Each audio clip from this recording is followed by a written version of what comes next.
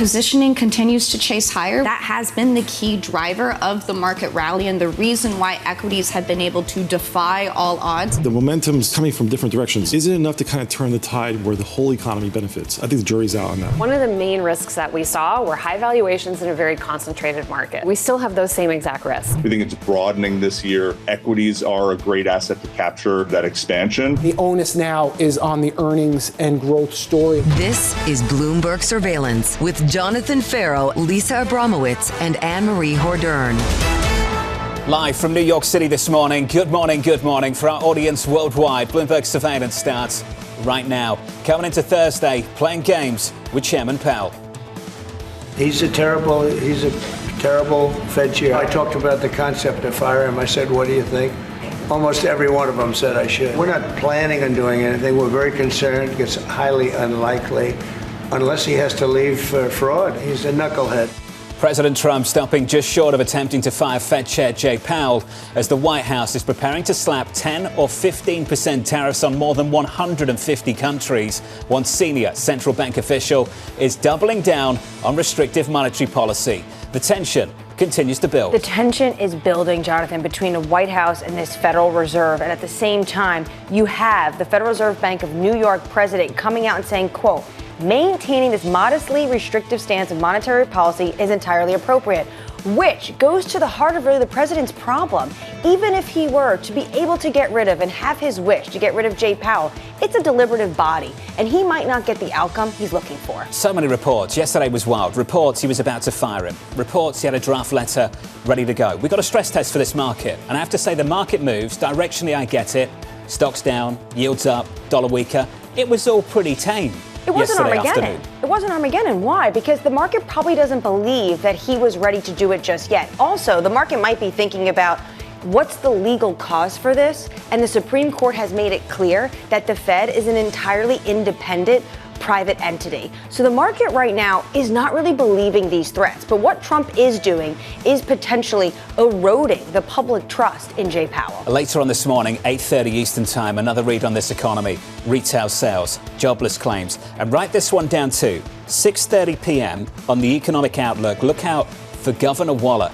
Will Governor Waller start to lean even harder into this lower rate story? Because he's one of those individuals that the name is being floated, potentially that could ascend to be Fed chair. And to be honest, if you're looking at what the president is trying to do in terms of where he wants to see interest rates, it would be analytically, strategically smarter for the administration to elevate someone that is already at the Fed. So that extra seat with Jay Powell and then Kugler, they can put two individuals there that potentially have more of their worldview. This is a volatile news cycle. Look to corporate America for some stability. We heard from United Airlines. Scott Kirby said this: the world is less uncertain today than it was during the first 6 months. Some confidence coming from the airline industry. Lisa's going to catch up with Scott Kirby later on this morning. This is really an echo of what we heard from Delta. They feel like the worst is behind them. There is a path, they think, of certainty. And also Scott Kirby saying he's confident in a strong finish to 2025. The world is less uncertain today than it was the first 6 months.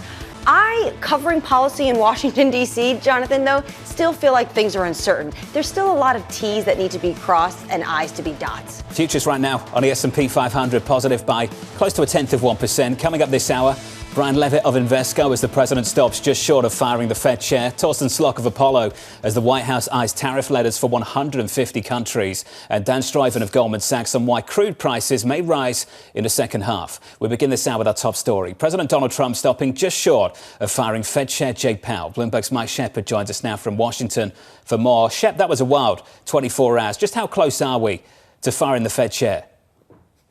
Well, Donald Trump tried to make it seem like we were not as close as the markets had feared earlier yesterday as the reports began to emerge that he had floated this letter to congressional Republicans. And we had even heard from a White House official who indicated that the president was actually preparing to move in that direction soon.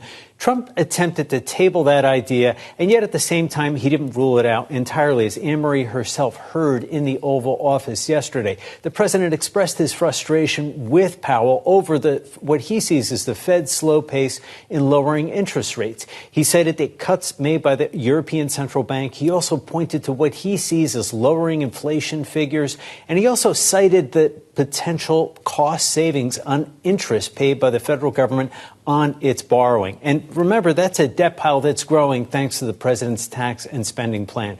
Now, look, the president's pressure on Powell right now stands in contrast to the lavish praise that he heaped on him when he first appointed him as Fed chair back in 2017. But he does have the support of a number of congressional Republicans. And that includes the House Ways and Means Committee chairman, Jason Smith, who Kelly Lyons and I heard yesterday on Balance of Power tell us that he sees it's perhaps Powell's time to resign, and it's something that the Fed chair should seriously consider doing well ahead of his term ending in May 2026. The pressure keeps building. Shep, we'll catch up with you in the next hour as we continue to track this story. The president saying to you yesterday he was surprised he got reappointed to a second term. I went back over the vote. 80 senators voted to reappoint Chairman Powell to a second term. Which is why I think we also need to start thinking about what this hearing could like for the next Fed chair. If it is someone that senators or the market doesn't deem as credible, how contentious potentially could that hearing be? It was smooth sailing for Jay Powell. We should know, too, when he was first appointed, it was under President Trump. Because yesterday in the room, President Trump said, who appointed this guy? And then he realized that might have been me. So who reappointed this guy? Oh, that was President Joe Biden. Here's the view on Wall Street so far this morning. Brian Levitt of Invesco writing the following: independence of the Federal Reserve is critical, while lowering rates in response to a weakening labour market is a legitimate policy response. Doing so to placate the executive branch is far more troubling. Brian joins us now for more. Brian, good morning. Good to see you. Good morning. It's the easiest job in government, apparently. How easy is the next Fed decision? Well, I think the Federal Reserve is going to continue to focus on this dual mandate. I mean, for me to write that Fed independence is critical, such a bold statement that I put out there yesterday, right? So it is critical. The irony in all this, Jonathan, is that the Fed would probably be lowering rates had it not been for the policies around trade, tariffs. So the Federal Reserve is in a wait-and-see mode. Labor market showing a little bit signs of weakness, but still relatively sound. Inflation expectations pretty stable. So from their perspective, no reason to cut here until we see what the tariffs mean. But the irony, again, is they probably would have been easing had it not been for the tariffs. The market did get a stress test yesterday. Yeah. But I think if you didn't know, you wouldn't have noticed. No. It was pretty tame stuff yesterday afternoon. What did you make of it? Yeah, I was getting texts from friends saying gold prices are going nuts, the dollar's going, and I pulled up the Bloomberg terminal. No, it's not. You know, it was, I think you're right. You said it absolutely right when we came into the show, was that the moves, the direction of the moves was appropriate, but the magnitude was not significant. And I think a lot of it, to Annmarie's point, is that the market just didn't fully believe that it was going to happen. Is the market, though, more primed now if it were to happen?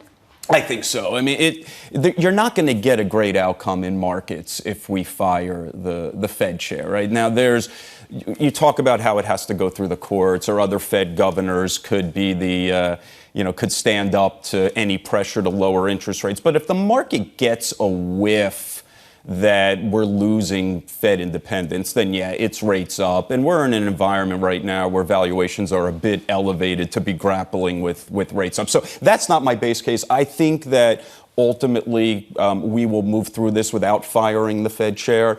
But there is that risk. But the markets now live in purgatory, do they not? Because this genie is out of the box. Well, we've been in purgatory on a handful of things right now. So I'm not sure that the market is going to be overly focused on this. We're in a little bit of a purgatory on negotiated trade deals as well. And what we saw in 2019 was the market could continue to go up even if we did not get the negotiated trade deals. So, yeah, I think the president is going to use this topic as an ability to try and jawbone the Fed chair, perhaps put the onus on the Fed chair if the economy rolls over. But I don't expect the Fed chair to be fired. The market gets the vote first. We've talked about this a million times. And sometimes who you appoint doesn't even make it to the Senate. If you go back to the president's first term, who remembers Stephen Moore? Right. The economist Stephen Moore, nominated to be the governor of the Federal Reserve. Didn't happen. That was even with a Republican majority in the Senate. So you can get that kind of constraint, both from the market, one side, and then on the other side from Republican senators. Basically, the president could, right between now and the end of the year, be putting out a number of trial balloons, one being undermine the credibility of Fed, or potentially saying do I have potentially the leeway to fire this individual? And then maybe we're going to see a bunch of names pop up and the market may get a vote. And then the president could decide whether or not he's going to want to go through with that specific person. Brian, markets are okay. Earnings seem to be pretty decent. We heard from the banks earlier on this week, hearing from others as well, the airlines, talking about a good story in the second half of 25. Do we need those Fed rate cuts? No, probably not right now. I mean, the airlines are happy. The one big beautiful bill certainly helps them out. The banks are in a promising deregulatory environment. The volatility in markets is certainly helpful. So you're right. All of that is fine. I mean, you look at the Fed funds rate. Fed funds rate should not be sitting where the 10-year rate is, right? We shouldn't be sitting here with a flat yield curve. So the Federal Reserve is probably a bit tight here and would like to lower rates to a more neutral level. But the reality is we're waiting to see how prominent the inflation is from tariffs. Now, I don't view tariffs to me as a price shock, right? That's not broad-based inflation. But the Federal Reserve is still going to be in wait-and-see mode. You see that price shock in the data, though. It's starting to come through. Starting to come through, yeah. Services versus goods. Yeah. And this is what I think is interesting right now. Goods prices are basically telling the Fed to wait. Services prices are arguably telling the Fed to cut. Right. Where do you think they put the greater weight, place the greater emphasis in the months to come? Well, it all depends on where inflation expectations are. So if inflation expectations can stay relatively stable, and I mean within the bond market, not these surveys that we're doing of consumers, in the bond market, if they can stay stable and you start to see cracks in the labor market, the Federal Reserve will ease. And that's maybe one of our saving graces here. You know, I keep thinking I was born in the 70s, but I don't want to relive the 70s. So, you know, I don't have any polyester leisure suits to go put on. So I certainly don't want to deal with concerns about the independence of the U.S. central bank. But the big difference back then was the market believed that we should be raising rates, and the Arthur Burns Fed did not want to follow through with that. The saving grace, or perhaps a little bit of a silver lining here, is the market is expecting lower rates. Now, we don't want that to come because the president is pressuring it, but nonetheless, the market is expecting lower rates. That might be where we land by the time we get to September, which is only a few months away. Brian, I appreciate it. My pleasure. Thank you, sir. Brian Levitt there of Invesco. The latest from the New York Fed President, John Williams. I expect those effects from tariffs to increase in the coming months. Maintaining this modestly restrictive stance of monetary policy is entirely appropriate. They're going to keep poking the bear. And they basically keep punting the ball back to the White House, saying, if for us to move lower in rates, we're going to need you to set the tariff policies. And right now, what do we have? We only have 3 basically deals that are done. The president is in active negotiations with the U.S. biggest trading partners, and he's saying that he's going to set a base rate of 10 to 15% for the 150 other partners. Until the Fed has those rates, how do they start to model out what this one-time price shock could actually look like? Equity futures this morning, just about positive. Let's get you an update on stories elsewhere this morning with your Bloomberg Brief. Joining us now, here's Lizzie Burden. Hey, Lizzie. Hey, John. President Trump said he's not planning to fire Fed Chair Jay Powell. He made the comments to reporters in the Oval Office following reports that he had discussed the idea with a group of Republican lawmakers. The president added, "I don't rule out anything, but I think it's highly unlikely unless he has to leave for fraud," referring to his recent criticism of the Fed's $2.5 billion renovation plan. Elsewhere, President Trump says he'll send letters to more than 150 countries notifying them that their tariff rates could be 10% or 15%. He said the new levies will kick in on August the 1st if the countries can't negotiate better terms with the US. The president said that the trading partners that would receive the letters were not big countries and don't do much business with the US. And AI spending momentum seems to be holding up as TSMC raised its 2025 revenue growth outlook. It raised its projection after the chipmaker reported a better-than-expected net income, keeping a streak of beating estimates every quarter since 2021. TSMC said that it will stick with plans to spend up to $42 billion to upgrade and expand capacity this year. And that's your Bloomberg Brief, John. Lizzie, thank you. Appreciate it. More from Lizzie in about 30 minutes' time. Up next on the programme, Trump versus Powell. You drafted a letter? I haven't drafted a letter. So you didn't show a letter to Republican lawmakers last night? No, I talked about the concept of firing him. I said, what do you think? Almost every one of them said I should. Up next on the programme, Ed Mills of Raymond James, live from New York City this morning. Good morning.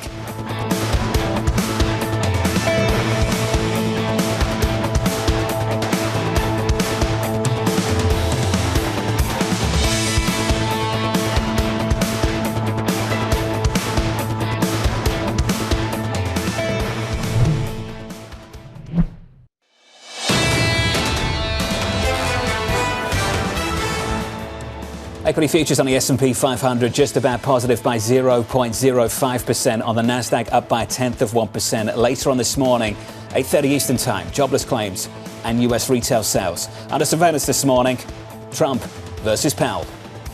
There's lots of reports coming into this meeting that you planned on firing Fed Chair Jay Powell. Those are reports, but they're not true. Have you drafted a letter? I haven't drafted a letter. So you didn't show a letter to Republican lawmakers last night? No, I talked about the concept of firing him. Almost every one of them said I should. It's the latest this morning. President Donald Trump calling it highly unlikely he would fire Fed Chair Jay Powell after reportedly raising the idea in a meeting with congressional Republicans. The president adding he doesn't rule out anything. Ed Mills of Raymond James joins us now for more. Ed, welcome to the programme, sir. I've been asking this question, just how seriously we should be taking these threats. Yeah, I think you need to take them seriously because it is being discussed in meetings with lawmakers. I don't think that Trump is likely to fire Powell. What I think this is about is a pressure campaign, either to get him to step aside, maybe get another governor to step down. We've been watching whether or not Michael Barr, who is no longer vice chair for supervision, does he end his term early? We saw that when Powell was getting renominated, where the former vice chair of supervision, Randy Quarles, his term hadn't expired as a governor, but he stepped down to give Biden another slot. And then I'd also look to see whether or not this is about resetting market expectations to the extent that Jay Powell's power is waning. Do we have to over-index some of the statements of the potential replacements for Jay Powell? And is this more about reshifting market expectations versus whether or not Donald Trump is going to fire Powell? If it's about changing potentially some of the successors, adding more names, who are you thinking of, Ed? Yeah, I think for me, it is 4 individuals. It's the Kevin Hassett and Kevin Warsh. I put Christopher Waller in that camp as well on the board, as well as Scott Bessent. And what I've always thought is that Donald Trump loves people competing for his attention. He loves people competing for the job to the extent that he has 1 or 2 slots open on the board, having an opportunity to get those individuals onto the board and see how that they would perform. And I do think that if we're in a situation where we had 2 individuals join the board before Powell's term is up, the Trump nominees would have a majority because he had 2 from his first term as well. And so those are going to be those market shifts that occur that the market is going to be paying attention to, Annmarie. Do you think this pressure campaign is going to work, not just on Jay Powell, but some of the other individuals you're mentioning on the board? You know, my view is that this pressure campaign could backfire. When I had conversation with my contacts here in D.C., what they tell me is because of this pressure campaign, the Fed is going to be more insistent on being, quote unquote, data dependent. And then you have another decision of President Trump, which is to punt the implications of this trade war and what the tariff rates are until at least August 1st. And so if the Fed is being data dependent, it's going to take until probably September, October, or later for them to get the data about the impact of these tariffs, Annmarie. And so is the July rate cut off the table? Is the September rate cut off the table? Do we have to go all the way to December? And so if President Trump had set tariff rates earlier and just left the Fed alone, I think there would actually be a higher probability of a rate cut sooner rather than later. This here might actually have a big unintended consequence of the Fed waiting much longer than what Trump actually wants. A lot of people on Wall Street, Ed, they agree with you. Neil Dutter of Ranmac might be one. Annmarie, Neil said this yesterday. The upshot of all of this is that it makes Trump's first pick more challenging to get through, going on to say that might ultimately force him to go with Governor Waller. Exactly, because also Governor Waller is going to help them potentially add more individuals to the board. And you've said it a million times, Jonathan, the market is going to have a vote, and then you're going to have a hearing. And who can make sure they can get through Congress right now, given all the drama surrounding this pick? Ed, Secretary Bessent said the process has started. The formal process has begun. Ed, what's your read on how long this process is going to take and how close we are to a final decision? Yeah, I think it's going to be, do we get a governor pick first? And then we would see the opportunity to have one of the individuals I discussed getting on the board sooner rather than later. But I don't think there's going to be a kind of formal pick, the revelation of who this is, much closer to the expiration of Powell's term. Maybe I'm wrong in that fact that Trump doesn't fire Powell, but he instills that quote unquote shadow Fed chair. I don't think the market likes that, John, and I don't think that the intended consequence of lower rates would be the result of those type of moves. If the president was to go with his Treasury Secretary Scott Bessent, who pretty much made it clear to me, John and Lisa, that he was part of the decision-making process, it didn't sound like he was still really in the process to be the next Fed chair. But if he were to go with him, what kind of other obstacles does that create for this administration to then fill his role? Yeah, so I think in D.C., anytime someone is in charge of a process, you always look to see whether or not they end up with the job. It's the kind of Dick Cheney effect is what we always discuss that as. So I don't dismiss that at all. People have asked that question because since April 2nd and the market reaction to the tariff nominee, kind of reactions there, people want Scott Bessent leading those negotiations. So if he does leave and go to Fed chair, people are going to ask very quickly who replaces them. Mark Rowan always comes up in conversations because he was on the short list, but the market desperately would want someone that they were comfortable with in the Treasury Secretary role. So it is a bit of a mixed bag if Bessent does move over to the Fed because of how important he has been to this administration in his role as Treasury Secretary. When it comes to the tariff rates as well, the president yesterday was talking about 10 to 15% for, say, 150 countries. How close is he, though, to actually end up striking the deals with the U.S.'s biggest trading partners?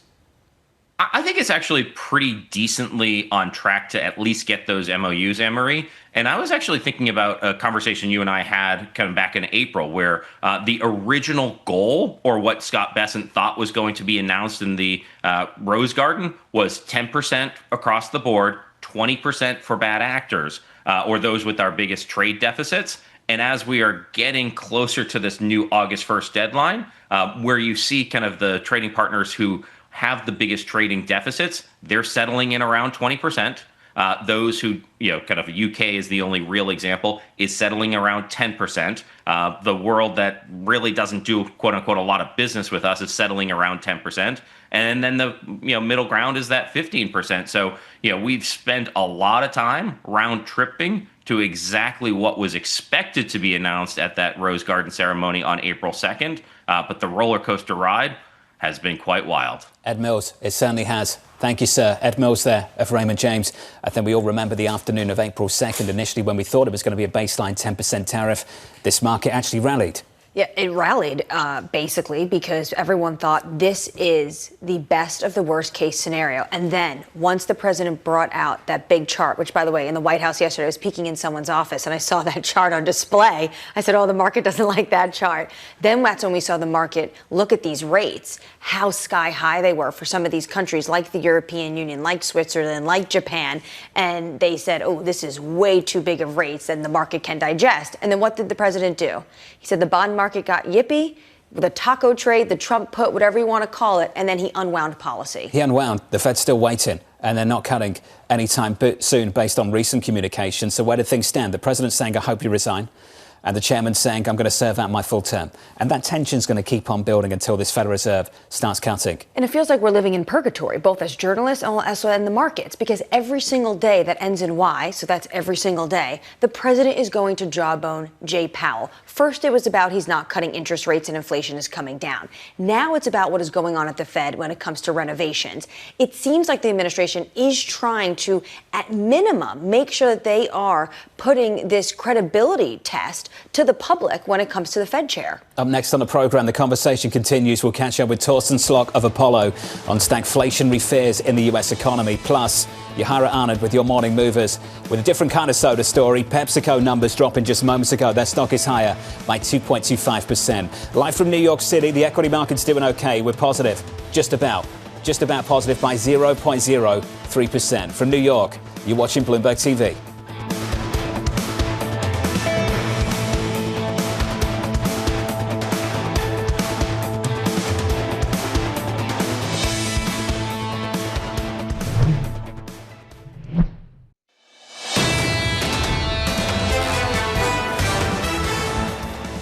In 2 hours' time, some economic data for you. Retail sales and jobless claims at the moment going into that. Futures just about positive by not even 0.1% on the S&P. On the Nasdaq 100 higher by 0.15. With 3 hours until the cash open, let's get you some morning movers. We can do that with Yahara Anand. Hey, Yahara. Good morning, John. We start with the latest U.S. corporate to report, and that is PepsiCo. Shares are up 2% after the company reported better than expected sales driven by international growth. It also maintained its full year outlook, and that's because one of the strategies that it had mentioned when it last reported is working, which is to provide more pricing options because it had been losing budget conscious shoppers due to inflation. We turn to another U.S. corporate that just reported, and that is United Airlines, but it is going the other way, down nearly 2.8%, despite the company joining Delta Airlines in offering an optimistic view in the year ahead. Even Scott Kirby said that the world is a less uncertain place, but a few things weighing on the results.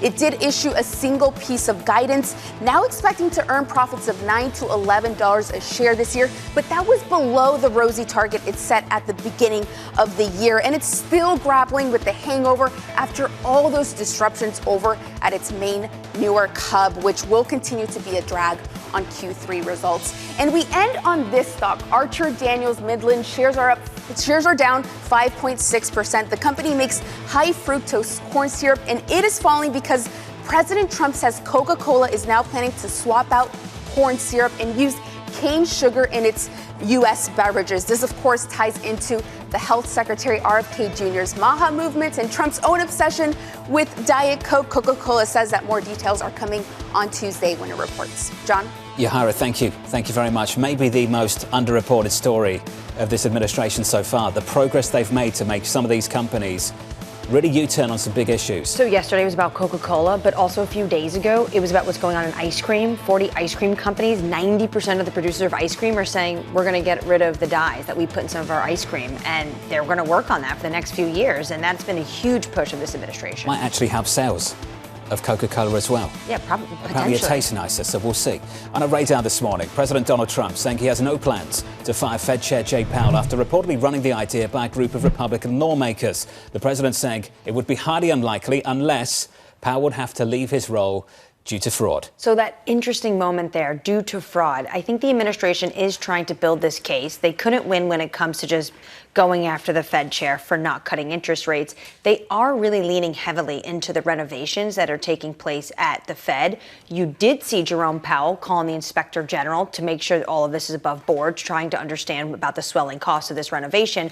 But you can see they're needling at anything they can to really try to get at Jay Powell, potentially even try to just put pressure on him to resign himself. He is not resigning. The Supreme Court talks about the independence, the private entity of the Fed. So right now, what the president is dealing with is just going to be constant bashing of the Fed. And yesterday came to this extreme with reports that he was willing to pull the trigger. But was it just a trial balloon? There's some tension in Washington between the Federal Reserve and the White House. There's also some tension in the data between goods prices and services prices. And that tension is not going to go away this summer, which makes the September decision all the more important. You get to September, they're not cutting rates.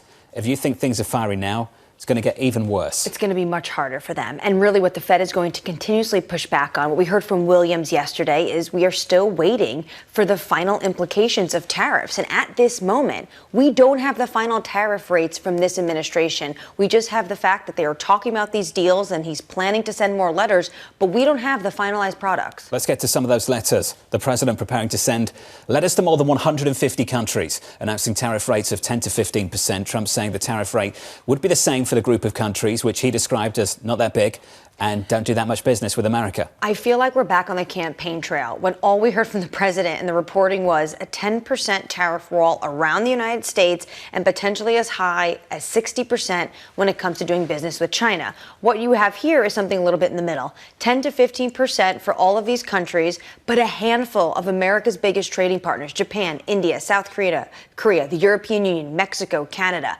These are the countries they are in active negotiations with. And of course, China is going to be a longer long-term story. That volatility continues, but corporate America's doing okay. United Airlines shares are a little bit lower after the airline cut its earnings per share forecast and narrowed its profit outlook. But United expected a rebound in travel demand for the second half. The CEO, Scott Kirby, saying global uncertainties have decreased. They've got some clarity on the future that many other people don't. We'll be catching up with Kirby later on this morning. Lisa sitting down with him at 8:45 Eastern Time. Really looking forward to that conversation, because how do you go from a U-turn of at one point issuing two earnings scenarios because you didn't know where the economy was going to go, dictated a lot by the policy uncertainty in Washington, D.C., and pretty much saying we turned to the corner and we're expecting to have a really strong year. We heard that from United, and we also heard that from Delta. This airline shaking off the tariff story big time as the president said he would send letters to more than 150 countries notifying them of their tariff rates. Torsten Slok of Apollo writing, a trade war is a stagflation shock. Torsten Slok joins us now for more. Torsten, good morning. Morning. Is firing the Fed chair a stagflation shock? So a stagflation shock is by definition that inflation will go up and GDP growth will go down. But if you fire the Fed chair, as we saw yesterday, the dollar will likely go down. And at the same time, long rates will be going up. And the dollar going down is certainly inflationary. But rates going up is, of course, holding back growth. So firing the Fed chair will probably mainly mean a decline in the dollar and an increase in long rates. Let's talk about the stag versus deflation.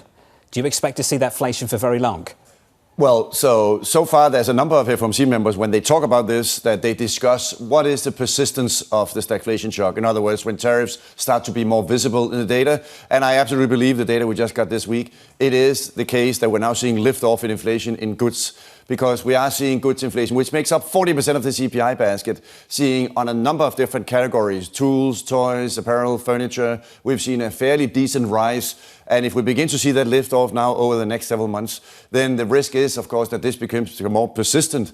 And Beth Hammack from the Cleveland Fed has said that in her district, companies that are exposed to tariffs have been raising prices, but even companies that are not exposed to tariffs have, for competitive reasons, also been raising prices because, hey, if others are doing it, we can also do it. So the fear at the Fed is that this does become more persistent and more sticky. So that's why it's so difficult for the Fed to go out and declare victory and say, oh, this is just temporary. They need to wait to see the peak, and we are really only at the takeoff stage. So we have not seen the peak. The consensus expects that later this year, by probably November or December. But the bottom line is, before we can see that peak in sight, it is not clear that the Fed will say that now we're going to cut rates more meaningfully. How do we explain what's happening with services prices? Well, so of course, when something has a weight of 40%, and we know very well that that's now going up, of course, the issue is, well, what about the 60%? Is that also going up? The 60% consists to a large degree also of wages. And what we know from deportations, of course, at a run rate of around 1 million people in 2025, that means that wage inflation will likely begin to go up in the areas where unauthorized immigrants are working, for example, in agriculture, construction, leisure and hospitality. So the fear you can have is that it's not only goods inflation coming from tariffs, it's also the upside risk to services inflation coming from wages, especially because of deportations potentially beginning to play a more significant role. Torsten, is the consumer able to absorb this? Well, on the retail sales data today, it's quite interesting because the low-end consumer has been in trouble for quite some time because we've seen auto loan delinquencies go up, we've seen credit card delinquencies go up. That's mainly because lower-income households generally have more debt, they generally have lower FICO scores, and when you have more debt and the Fed raised rates in 2022, that means the lower-income households are having higher debt interest payments. So therefore, lower-income households have been in trouble for some time. Now, high-income households have been in good shape because stock markets are up, home prices are up. If you own fixed income, the cash flow you get from private credit, public credit, that's been very, very strong. But the middle-income households are now facing the new shock that student loan payments restarted after the moratorium or the pause on paying back your student loan ended here in May. So that means that the rating bureaus are now being told if I'm not paying my student loan. And that means that we are, unfortunately, for the consumer outlook, and therefore for retail sales here at 8:30, seeing the risk that it's not only low-income consumers that are now facing headwinds, it's also the middle-income consumers. And there's about 11 million people who are not paying their student loan on time at the moment, out of 45 million people who have a student loan. So that means with a 25% delinquency rate on student loans, this is at risk of implying that credit scores are going to go down. According to the New York Fed Liberty Street blog post, it could be as much as 75 points on your FICO scale. So people who have a credit score of 725 goes down to 650. That means that middle-income households are at risk of seeing not an ability to borrow, to buy a car, a house, washer, dryer, iPhone. So therefore, the risk to consumption is that it's going to broaden out the headwinds not only to low end, but also to middle income. When you look at tariffs as a headwind, if the president is about to potentially settle on 10 to 15% across the board for 150 countries while he's in active negotiations with some of the biggest trading partners, is that enough for the Fed to then start to model out what that could mean and cut rates? What's the timeline between getting the final tariff rates and the Fed being willing to cut? Yeah, that is really important because excuse my picture, a pig is coming through the python here in terms of tariffs and what it means. Are companies going to raise prices for consumers? And that's the way we pay for tariffs, or are companies going to take it in earnings? So there are various simulations from the Yale Budget Lab, the Penn Wharton Budget Model, the Tax Foundation, which try to look at what are the implications of different levels of the effective average tariff rate. And those show indeed that it does take time. So the Fed will not have clarity on this issue, maybe not even this year, which is exactly why FOMC members are so reluctant to come up with answers. How do we even quantify what the impact is? And the final point in your world is, of course, also what about the hearings for the IEPA on July 31st? That's now several weeks away. With that all deemed that there is a risk that this could all turn out to be not legal, what does that then mean for the August 1 deadline? So in the near term, the Fed is certainly going into the July meeting, in my view, thinking we cannot just even signal that there is any rate cuts coming because we just don't know yet the persistence, the magnitude, and therefore overall what are the implications of tariffs at this point. Can I just deal with that word we? How many people make up that word we? And how many people put their hand up and say, you know what, actually we should cut, and we should cut this month? Yeah, of course, both Chris Waller and Mickey Bowman have been turning more towards talking about cuts, potentially being something that should be likely. But the answer is to your question, at least the vast majority of committee at this point is certainly, at least in the reading, if you look at the dot plot, weighing towards saying, well, there is probably a good argument for waiting. Median dot still projects, implies 2 cuts. Morgan Stanley, no cuts. Bank of America, no cuts for 2025. What's your base case? Given what we know now, what's your base case? We have 1 cut in December. But I do think that the market is way too eager to price in cuts. Again, the risks are, and not only we talk about tariffs as upward pressure on inflation, we also talk about immigration restrictions and deportations as upward pressure on inflation. But let's also not forget that if you take FERPAS, the Fed's model of the US economy, and you ask the question, what does the Fed itself think is the implication of a 10% depreciation in the trade-weighted dollar? And the answer out of FERPAS is that inflation will go up over the next 4 quarters by 0.3. So now we suddenly don't only have the uncertainty about tariffs putting upward pressure on inflation, we also have immigration restrictions putting upward pressure on inflation. And then we also have that the depreciating dollar for the last 6 months is also putting upward pressure on inflation. So all that argues for rates higher for longer. And on top of that, in the long end, we also have fiscal issues putting upward pressure on inflation. So the whole yield curve is likely to stay elevated for a much more extended period than what the market is appreciating at the moment. The Federal Reserve is projecting transitory. It's just implied by the forecasts. Core PCE for 25, 3.1, 26, 2.4, then down to 2.1 in 27. That's the glide path. Do you project transitory? Well, that is also, if I type ECFC, go on Bloomberg, I see exactly that profile where inflation will peak at 3.3 by Q4 of this year, and then it will begin to come down. But noteworthy is it, including in the Fed forecast, that we will only by the end of next year have inflation still at 2.5%. That's still way above the Fed's 2% target. So you could begin to argue, if you begin to cut rates when inflation is 2.89, or if we get basically a situation where inflation turns out to be more sticky, the risk is, of course, that they will be cutting prematurely. And that's what literally every FOMC member worries about, namely, did we cut too quickly? And are we therefore then creating more boom in the economy, including with the one big beautiful bill lifting GDP next year? We could have a fairly strong economy going into 2026. And with that backdrop, it becomes very difficult to argue that you should see a lot of Fed cuts next year. Do you think the 100 basis points of cuts in the run-up to the election was premature? Well, of course, at this point, we have no longer talk about our star as we have done now for a long time. And this was the strong argument at the time that monetary policy was restrictive. There even still in the footnotes of FOMC member speeches talks about, well, monetary policy is still today restrictive. But if you look at it that way, well, if monetary policy is so restrictive, why is the economic data then still doing so well? So that suggests that maybe this whole discussion has, interestingly enough, completely faded into the backseat of the car. We're no longer talking about our star and restrictive. Now we're so eager instead to talk about the inflationary impulse coming from, in particular, tariffs, but also the dollar going down. So I think that the debate around why are we at these levels of interest rates and where should we be, that debate seems to be almost yesterday's debate. So that's why I think a lot of the impulse and the discussions on the FOMC now is all about what's coming ahead of us, and what we know is coming ahead of us is exactly what the forecast from the Fed is saying, namely higher inflation. Jay Powell said himself we expect a meaningful increase in inflation over the coming months. That's a very strong statement from the Fed chair. So I think that we should, in markets, take that very seriously when the Fed chair is staking a lot of credibility on saying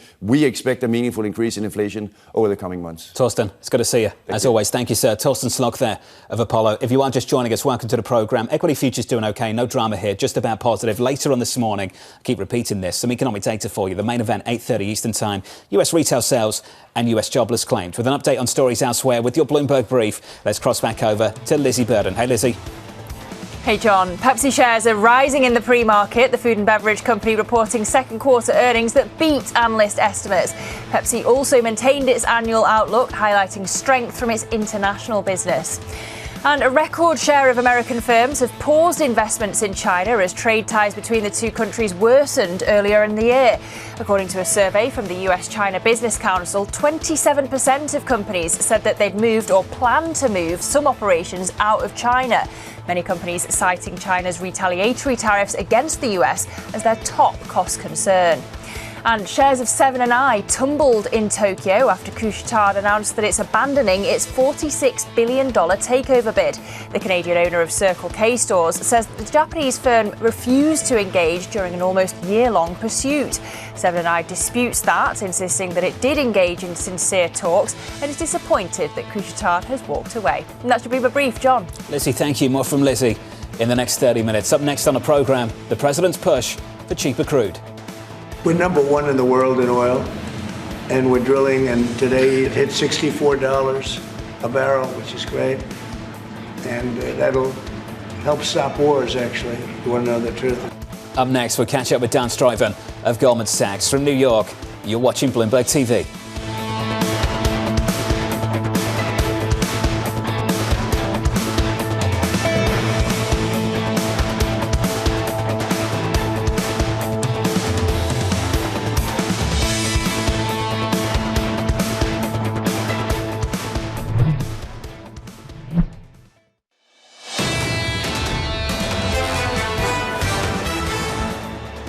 Just about squeezed out a day of gains in yesterday's session on the S&P 500 this morning, struggling to add to it. We're unchanged on the S&P, on the Nasdaq higher by not even 0.1%. Under surveillance this morning, the president's push for cheaper crude.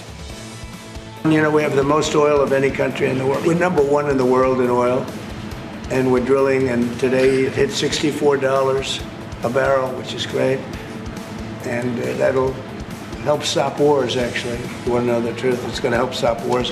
And we hope to get it down a little bit more. And it's one of the reasons that inflation's in check. It's the latest this morning. Oil looking to snap 3 days of losses after a decline in US crude holdings. Daan Struyven at Goldman Sachs writing, we're nudging up our Brent second half of the year forecast by $5 to $66 and keep our oversupply-driven forecast for crude heading into next year. Daan joins us now for more. Daan, good morning. Good morning. Attention seems to be switching from, say, recession watch to supply watch. You've been focused on that too. What should we be focused on now? Yeah, so oil prices have recovered somewhat, up 10% over the last 3 months for two reasons. On the physical side, while inventories globally have built very significantly, stocks in the pricing centers in the OECD, especially in the US, are still quite low. And then on the financial side, to your point, market focus has shifted away from downside to demand, from recession risk, to now potentially downside risk to supply, whether it's from Russia potentially or Iran.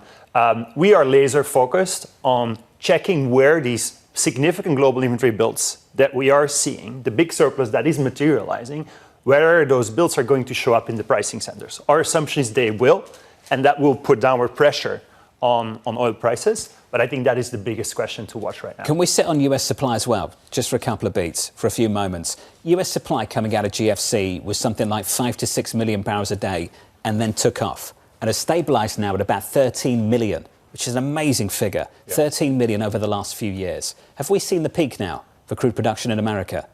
Yeah, so crude production did hit an all-time high in April, around 13.5 million barrels per day.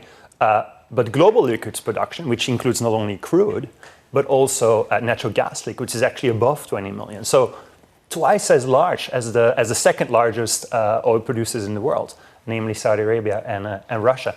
Our view is that the period of very rapid increases in US supply are behind us. We actually have modest declines in our forecast for black oil U.S. production both this year and next because we look for lower prices. If prices were stable, we would forecast U.S. supply to edge up slightly. But those periods of very rapid supply growth are clearly behind us, in large part because the Permian, which has been the biggest growth engine of U.S. and global oil supply growth, is maturing. We had 11th week in a row where rigs were down. How does the president then fulfill his drill baby drill when producers are saying, actually, we're holding off right now because prices are too low?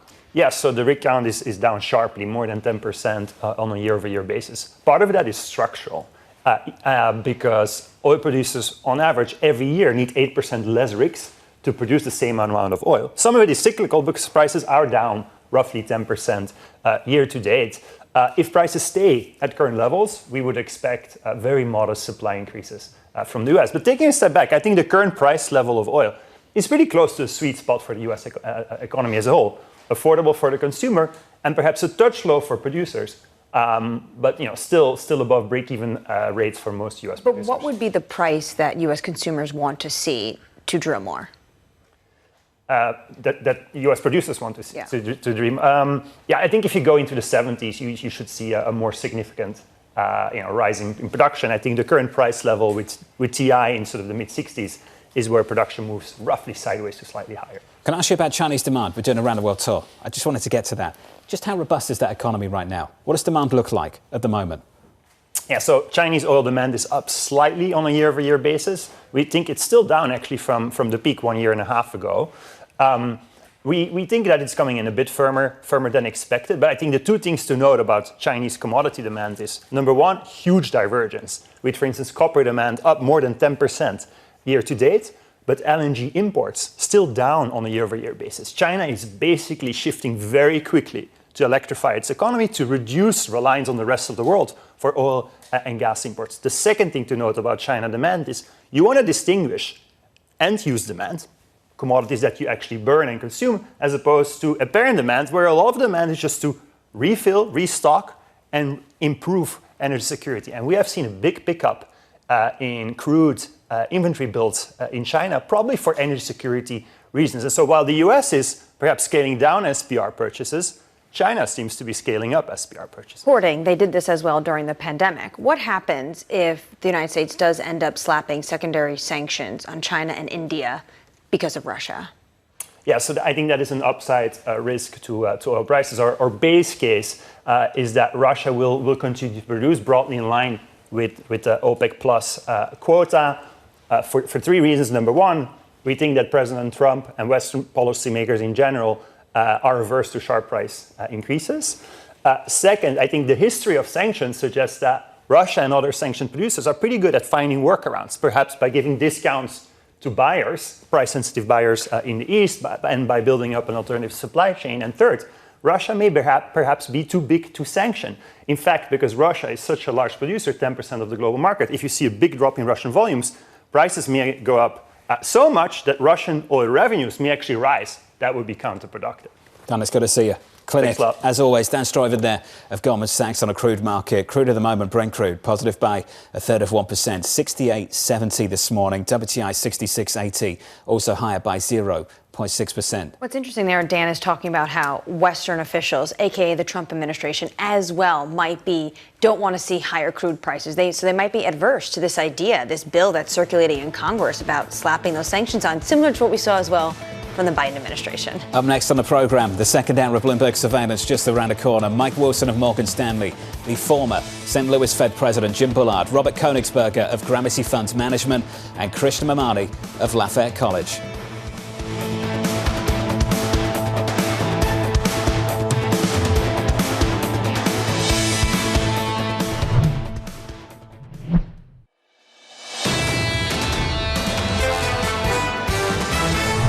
Through the economy is still good. What we see is pretty decent underlying economic growth. We've dropped our recession probability all the way down to about 20%. Things are good out there. The consumer is in still a very good spot. Consumers are feeling okay at present, but this weakening going forward. This is Bloomberg Surveillance with Jonathan Ferro, Lisa Abramowicz, and Annmarie Hordern. Huge distraction yesterday afternoon. Firing Chairman Powell. Will he? Won't he? Will he? Won't he? The president says he won't. Pretty tame price action in the face of all of that, considering the stakes here on the S&P 500 and for the bond market. Squeezing out a day of gains in yesterday's session. This morning, just about unchanged, rolling over into negative territory in the last 10 minutes or so. On the Nasdaq 100, positive by just 0.03%. For the day ahead, lots of economic data 90 minutes away. Look out for this. We'll get jobless claims at 8:30 Eastern Time and retail sales. We've talked a lot about the composition of spending, goods versus services. This is about the rate of spending in America. We'll get some details later this morning. And how the consumer is really faring right now in the face of some of these tariffs, which under the surface of that CPI report, you saw that tariffs are starting to hit certain sectors. This is the kind of data the Fed is looking for. We heard from Williams yesterday talking about that they think they need to maintain this restrictive policy because they don't have the tariff rates set yet from the President of the United States. And August 1st, everyone is thinking, is it really August 1st, or is this going to be another kick the can down the road, new date and timeline set? And not everybody has the same opinion of the New York Fed President John Williams. Later on today, 6:30 p.m. Eastern Time, you're going to hear from Governor Waller. Governor Waller's got a very different view on where he thinks monetary policy will be, should be. And when they vote at the end of this month, he might be one of those guys that puts his hand up and says, you know what, I think we should be cutting. And it's also very convenient because he's one of those names that's being tossed around, that's being written up as an individual that could ascend to become the Fed chair when Jay Powell steps down next year. And this would be interesting for the administration to pick because by taking someone that's already on the board, that means they have another seat to play with. The president noted yesterday that it is a deliberative body. So yeah, they don't like Jay Powell, but at the end of the day, it is not Jay Powell alone that decides where interest rates are going. You were in the room with the president yesterday.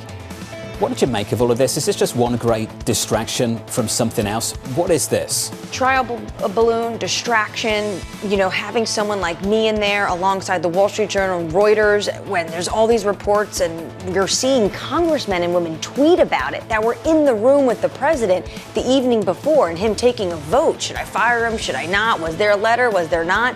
Huge distraction from other political issues going on, especially within his base, like what's going on with Epstein. And at the same time, he's able to get some data from this. How did the market react? How far can I actually push this? I hope they haven't learned the wrong lessons from yesterday's price action, because based on yesterday's price action, I think that's nothing like what it will look like if you actually go through with trying to fire the Fed chair. Moves of 0.7% on the S&P 500, moves of 5 to 10 basis points on bond yields at the long end. That's not what it's going to look like. That is not what it's going to look like if you go through with it. They didn't think it was credible. They said this is another moment of the Trump put, taco trade, whatever you want to call it. He's putting something out there, trial balloon, but he's not actually going to go through with it. And then we all went into the room and he said, no, I don't have plans for that. I didn't even draft a letter. And he actually said to me when I said, so you didn't waive this letter in front of congressional Republicans. He said, no. I asked them what they thought of the, quote, concept. He said they were actually for it. He said, but I'm more conservative than they are. Many of them voted to confirm him to a second term. Equity futures this morning just turning negative by not even 0.1% on the S&P. Coming up this hour, we'll catch up with Mike Wilson of Morgan Stanley on the resilience of corporate America, the former St. Louis Fed President Jim Bullard on the future of central bank independence, and Robert Koenigsberger of Gramercy Funds Management on a market-defying uncertainty. We begin this hour with equity markets shaking off a ton of policy volatility. Morgan Stanley's Mike Wilson writing import cost exposure for S&P 500 industries is more limited thus far, given the combination of the countries in scope and the exemptions seemingly still in place. Mike joins us now for more. Mike, good morning. Good morning, John. Have we actually been tested? That's the question I've got for you, based on the note you put out over the weekend. Well, yeah, I think we keep getting tested back and forth, and I think Annmarie did a brilliant job of kind of describing yesterday. It's just another example of the president controlling the narrative back and forth. Maybe the timelines now, he lets things go even shorter and then he comes back and reverses. And I totally agree. I think it's about trial balloons. It's no different than Fed policymakers. It's no different than other policymakers coming in and they trial balloon it to see how it will impact the market. So have we been tested? Yeah, we've been tested severely in the first 3 or 4 months of the year. We had a bear market. Stocks were down 35-40% over the prior year. So, we had a bear market. And so people now are looking for I go, well, you missed the bear market. We had it. We bottomed in April. And all the indicators we look at from a rate of change standpoint have inflected sharply. That's what we wrote about in our mid-year update. And it's even surprised us to the upside. I mean, the earnings revision breadth is explosive.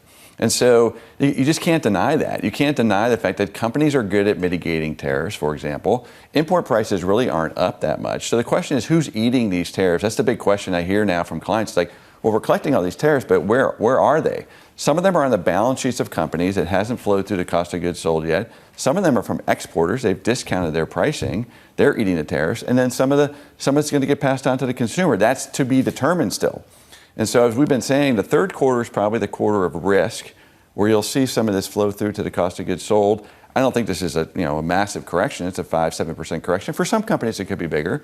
But this is the quarter of risk for where the tariffs will start to hit. But the market's already thinking about this as a temporary impact. And 26 now on an earnings growth standpoint is looking better. Is that a correction you'd be looking to buy then? Absolutely. We're looking to, I'm hoping we get a pullback to some degree. I think a lot of clients are looking for a pullback of some kind. They've been surprised we haven't gotten one. But this is what the beginning of a new bull market looks like, right? It's just explosive. It doesn't let people in, right? The rate of change is accelerating beyond what you expected.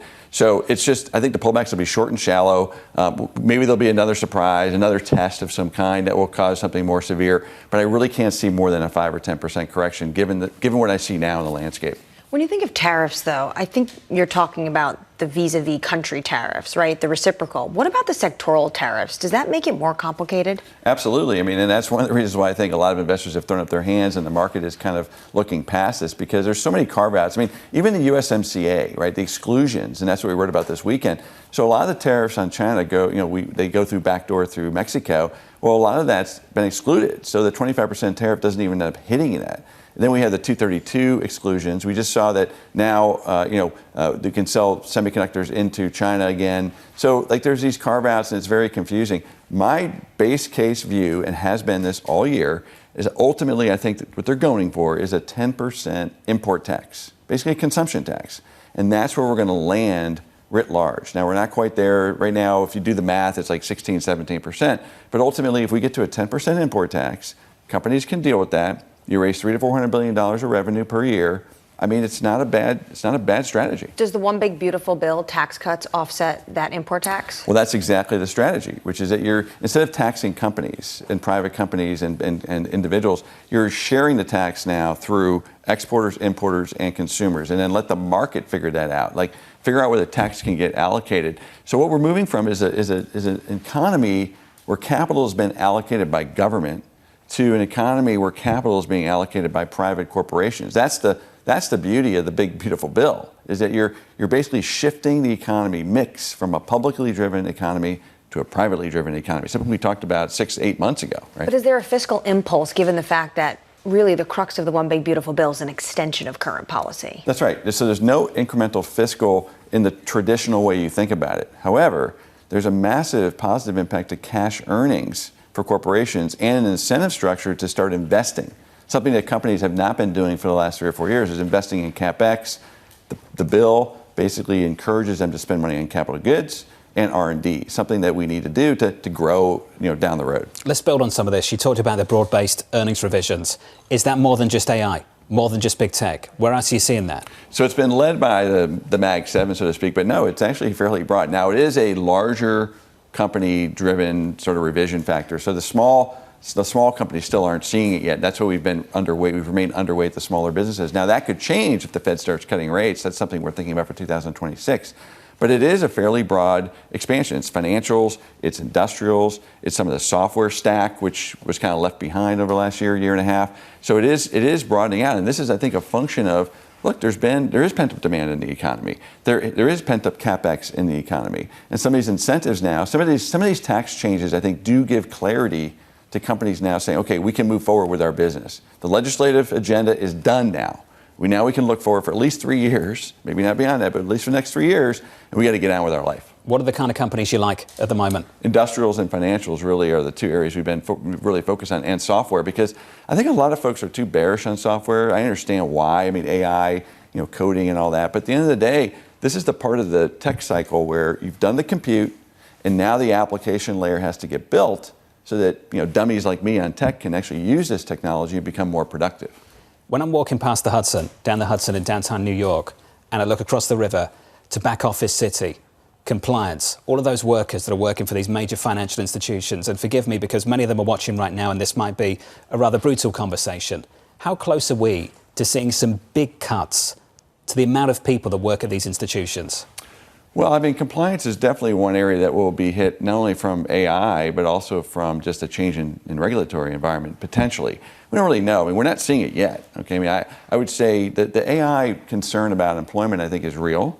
We're seeing it. Here's the lead indicator. So the largest companies who are very facile with data, okay, your NVIDIAs, your Metas, et cetera, are showing the ability to use this data. Microsoft, right, they're laying off people more and more because they're able to use this data. So the question is, can that translate into the average company in the economy? To be determined. But I think that, I don't want to make a statement here. That's not great for employees necessarily.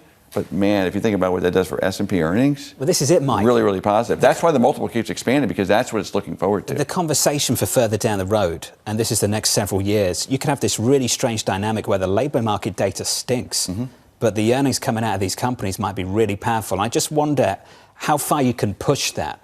How far can we push that? Well, we're going to find out, I think, because I think companies, U.S. companies are really good at cutting costs, whether it's employees or, other types of expenses. And so, I mean, that's what they're going to do, because we're still in kind of a slow growth top line environment. So companies have to become more efficient. Plus, they have to offset some of these other things like tariffs and things like that. So, but companies will figure that out. That's why the market continues to go for the high quality businesses.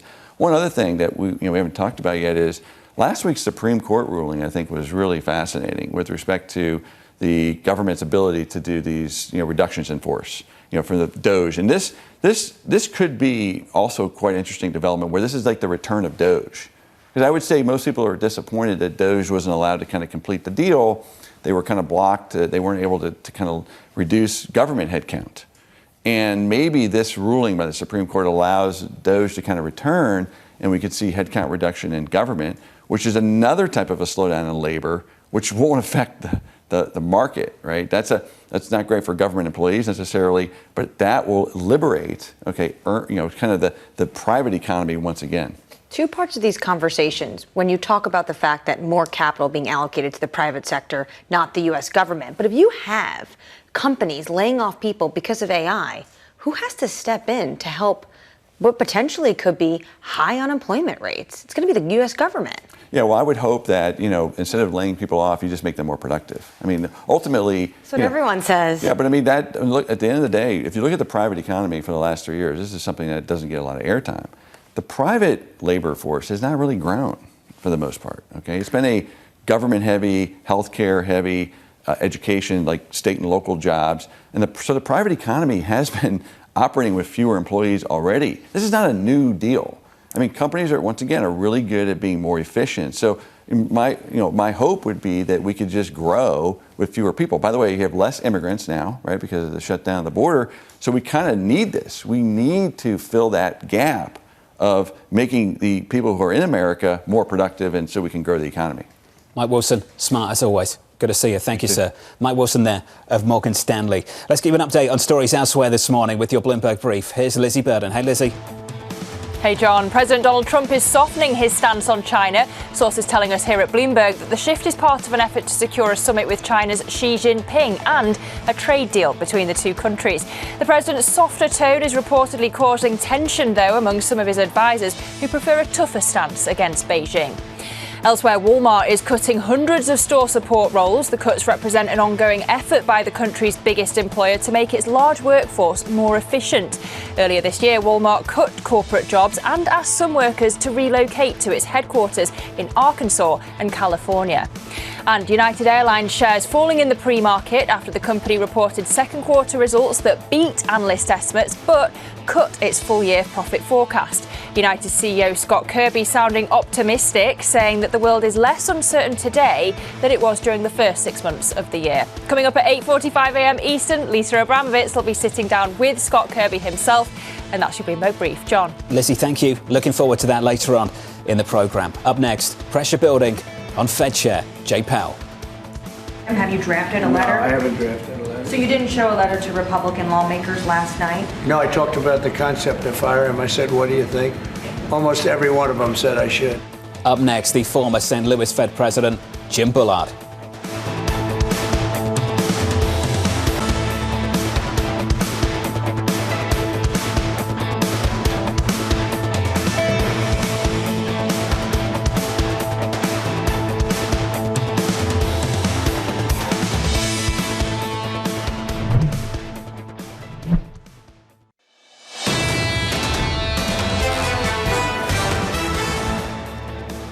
All the tantrums, the drama, the headlines, the S&P 500 so far this week positive by 0.06%. This morning unchanged again on the S&P, on the Nasdaq likewise. Under surveillance this morning, pressure building on Fed Chair Jay Powell.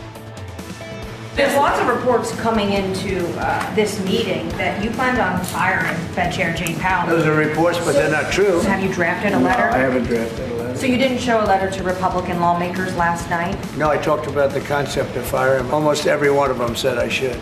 It's the latest this morning. President Donald Trump saying he's not planning on firing the Fed chair after reportedly discussing the idea in a meeting with congressional Republicans. The president adding he doesn't rule out anything. Joining us now is Bloomberg's Mike Shepard. Mike, are we seeing any congressional pushback at all to these threats?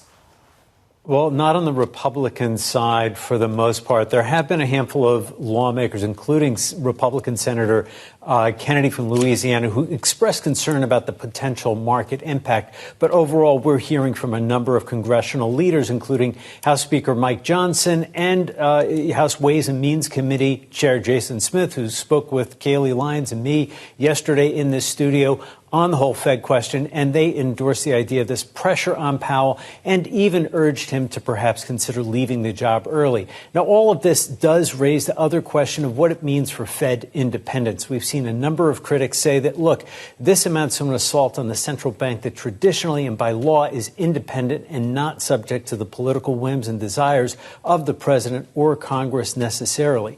The president was also floating, as Annmarie heard in the Oval Office yesterday, a possible theory of the case for how he might move against Powell if he decided to do so. And that would be this claim that cost overruns on the Fed headquarters building in Washington are enough to merit closer scrutiny of the Fed chair. Mike Shepard with the latest down in D.C. Shep, thank you, sir. We've seen the reports. We've heard the denials. Let's get into it with the former St. Louis Fed President Jim Bullard. Jim, welcome back to this program, sir. I want to get to monetary policy and economics before we get to the politics of it all. Do you think there is a credible argument for lower interest rates at this month's meeting? I do think that the Fed could resume its normalization process, which was interrupted in the first 6 months of this year. So I do think that that is the baseline plan at this point. September would be a natural focal point for that, and then maybe follow that up at a subsequent meeting. But I don't think that the committee is considering sort of wholesale reductions in the policy rate because inflation is still somewhat above the target, and they want to see the effects of tariffs. Beneath the headline, Jim, as you know, in the details, it's very much good versus services at the moment. How concerned are you by what's developing in services? I still think that the overall inflation rate is going to continue to either stay where it is or decline slightly. And I think that's pretty good policy. I think you want to bring the inflation rate back to 2%, but not too fast. And I think they've got about the right policy to do that. But they do have some room to lower the policy rate. And I think we'll see that in the second half of the year. Jim, you've been on the committee. You've got plenty of experience also of the pressure coming from the White House at the same time. The pressure coming from the White House in the president's second term is much higher, much more powerful, stronger than we saw in the first term. When you're on the committee and you hear these kind of threats, does it change the way you go about your business in any way, shape or form? No, it doesn't, except that what's happening is that this will induce inflation risk premium in the 10-year. And so you'll get higher 10-year yields than you would otherwise have if this wasn't going on. And then the committee has to take that into account. I don't know why you want to whip up an inflation risk premium, but obviously investors want to be careful. How much inflation is the new administration willing to tolerate going forward? And that's the thing that bond investors have to price in. So unfortunately, this is going in the wrong direction. That's also going to push up financing costs for the government. That depends on the weighted average maturity of the Treasury debt, and some of that's longer term. So some of that is going to be influenced also by the inflation risk premium that will now start to develop. So Unfortunately, this is going a little bit in the wrong direction, I think, from probably where the administration really wants to go. That's the market impact. When it comes to the political theater of this all, JP Morgan's equity derivatives team is out with a note saying what's currently unfolding before our eyes has been happening for decades behind closed doors. Is this idea of Fed independence a myth? You know, we've talked about it before, but I don't use the phrase, or try not to use the phrase Fed independence. I would say it's designed to be arm's length from politics, which would mean that the Fed chair is not a cabinet position like the Treasury Secretary that you get to appoint as soon as you take office. But you do get to appoint the Fed chair about 1 year into a new term, and you know, that's to give a little bit of political insulation, and so that things aren't moving, you know, quite so rapidly and are smoothed out a little bit. Otherwise, you would have a lot of back and forth as administrations come and go with monetary policy, and that would be probably counterproductive. Again, you'd get a lot of uncertainty in markets that would have to be priced in. You get a higher level of rates that would be unnecessary. So I think arm's length from politics is the way to think about this. I mean, you do have political appointees at the Fed, so obviously there's a political element to it, but it's designed to smooth out the ups and downs compared to what you would get for a cabinet level position. Jim, as you know, each leader at the Federal Reserve has a different style. There is a theory on Wall Street, which I'm sure you've heard, that if someone is nominated by this president that the rest of the committee believes is just a political puppet, the rest of the committee will gang up against them. And maybe there'll just be a chairman in name only. Can you describe the dynamic on the FOMC, whether that's conceivable from your point of view? Yeah, you did have the example of G. William Miller during the Carter administration, and he did not have the support of the committee or Paul Volcker in particular, who was then the head of the New York Fed.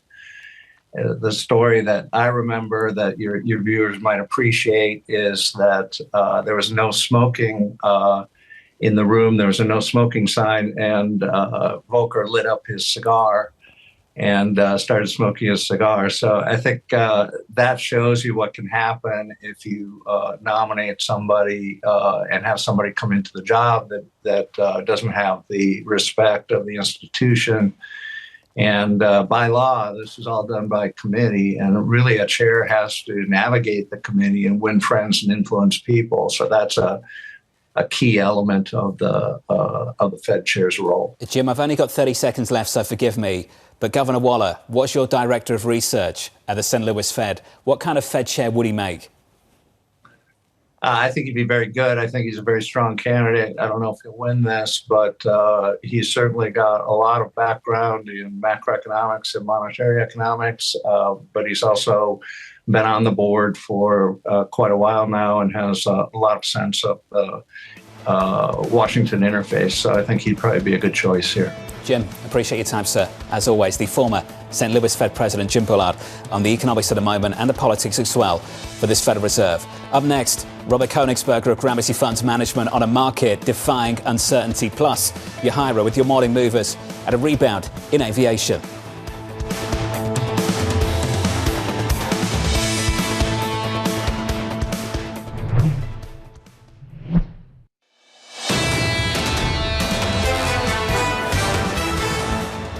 It's the story that just won't go away.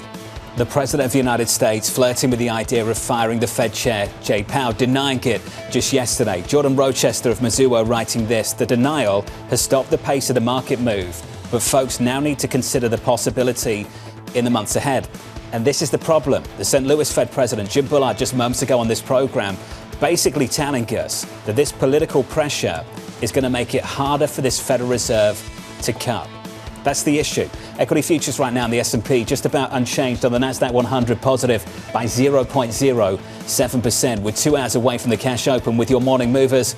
Here's Yahira. Hey, Yahira. Hi, John. It's a busy earnings morning, and the latest to report is GE Aerospace. Shares are up nearly 0.9% after it boosted its full-year guidance. That's because after a rocky start to the year amid all the tariff chaos, it is now seeing a surge in demand for its engines. Commercial revenue jumped 30% last quarter. And in that same quarter, earnings also came in above estimates as GE says that it's navigating tariffs by raising prices and keeping a tight lid on costs. Next up, we have Sarepta. This company has been in the news ever since its key gene therapy was linked to 2 deaths, but it is soaring this morning, up 31% on news that it will deliver big cost cuts by slashing its workforce, and news that that gene therapy, which is its most important drug, will stay on the market, but with a new warning label. And we end on the rare earths mining company, and that is MP Materials. Shares are down 5% after it announced a $500 million stock sale, a diluting event that is weighing on the stock after some really big wins. Just yesterday, it said it clinched a major supply deal with Apple, and last week, a multi-billion-dollar deal with the Pentagon. So make no mistake, it is in hot demand, and shares are up 270% year to date. John. What a move. Yahara, thank you. On our radar this morning, our top story, President Donald Trump denying he's planning to fire Fed Chair Jay Powell. Multiple reports surfacing yesterday that Trump was floating the idea and discussing it with Republican lawmakers. So he discussed it with Republican lawmakers. I asked him this question about this draft letter. He said he discussed the concept of it with Republican lawmakers, and they were actually for it, but he's more conservative, he says, than they are.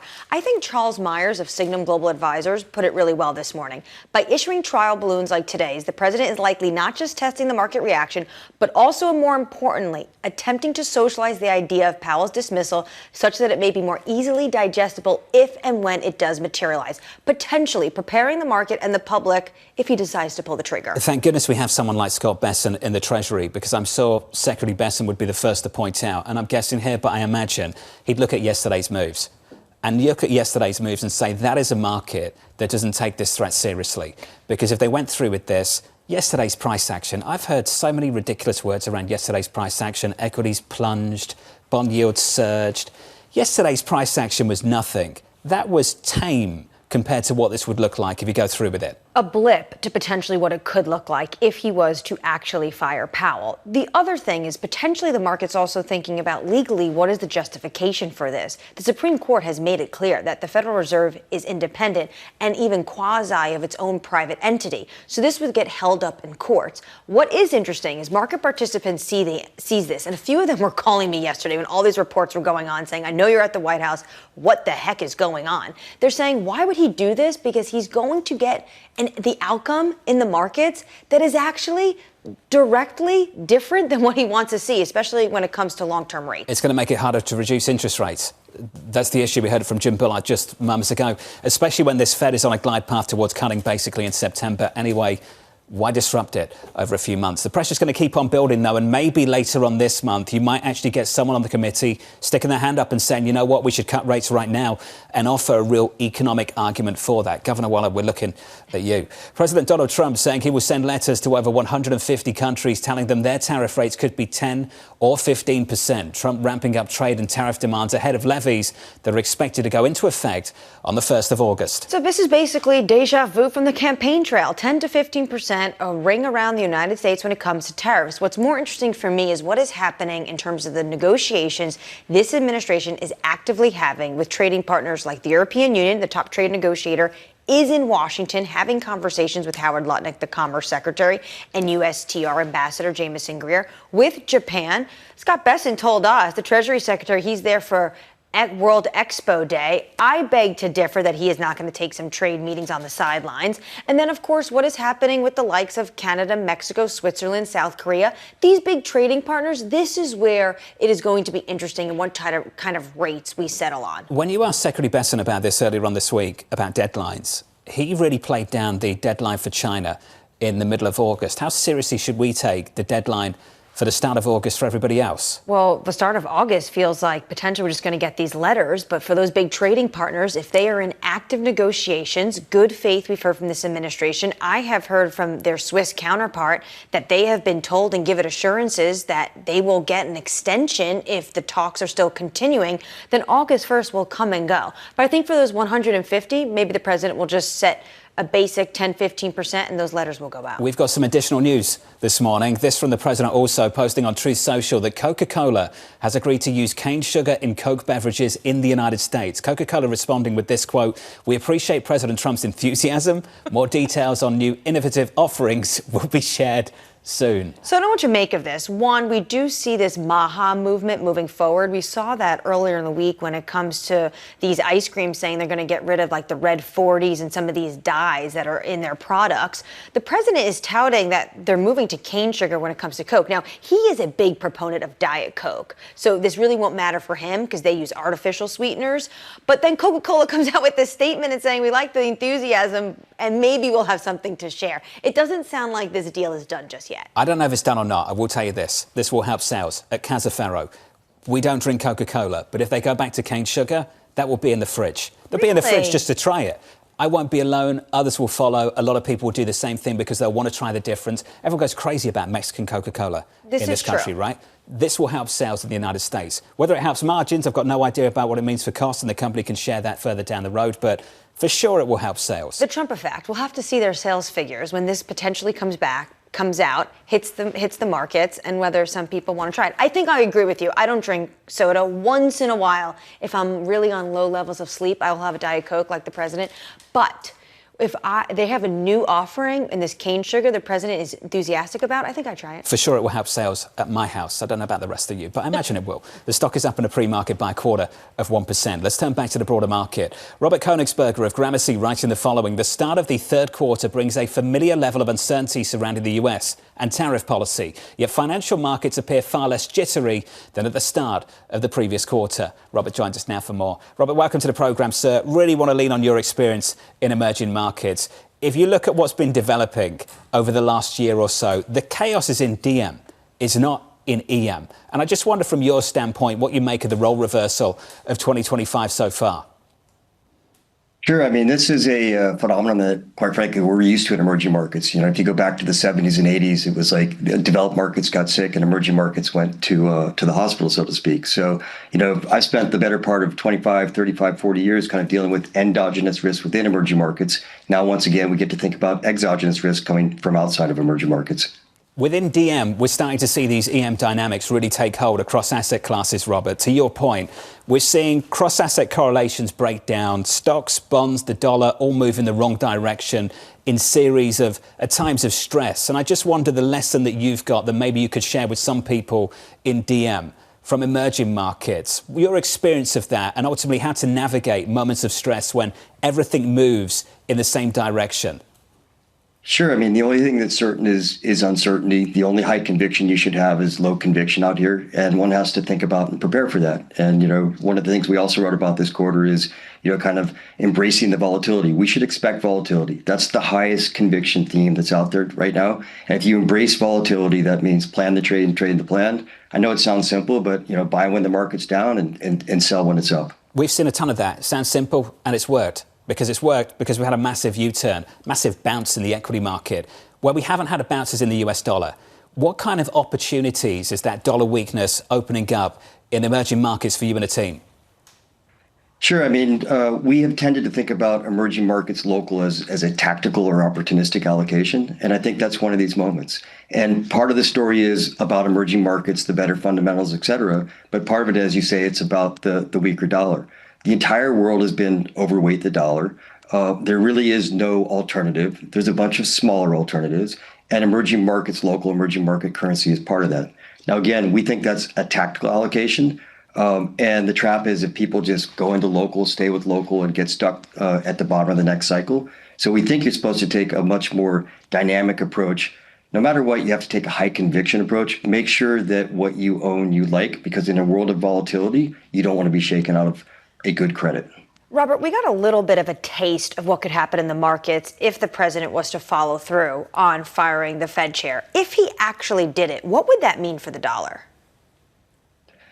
Look, I mean, I think the markets are starting to get used to the idea that we are going to have another Fed chair. It will be no later than next May. And I think the market's going to start focusing on who that next Fed chair may be. You know, in my mind right now, it's the battle of the Kevins. And both appear kind of friendly to Trump initially, but I wonder which one will be more friendly in the long haul. Do you think those Kevins are credible? Yeah, I think they're credible, and they both have the ability to be independent. I believe Kevin Warsh, in particular, maybe that's why he didn't get the nod the first time. He's certainly said things about lowering rates. Perhaps that's in the short term, but ultimately, I think they're both going to have to do what's right for the economy. What is your base case on what is right for the economy right now? What do you expect the FOMC to deliver through the year ahead?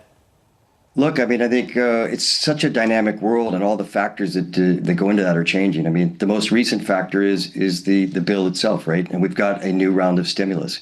So we've got macro risk, we've got the stimulus, we've got AI, we've got productivity. There's just so many things swirling around.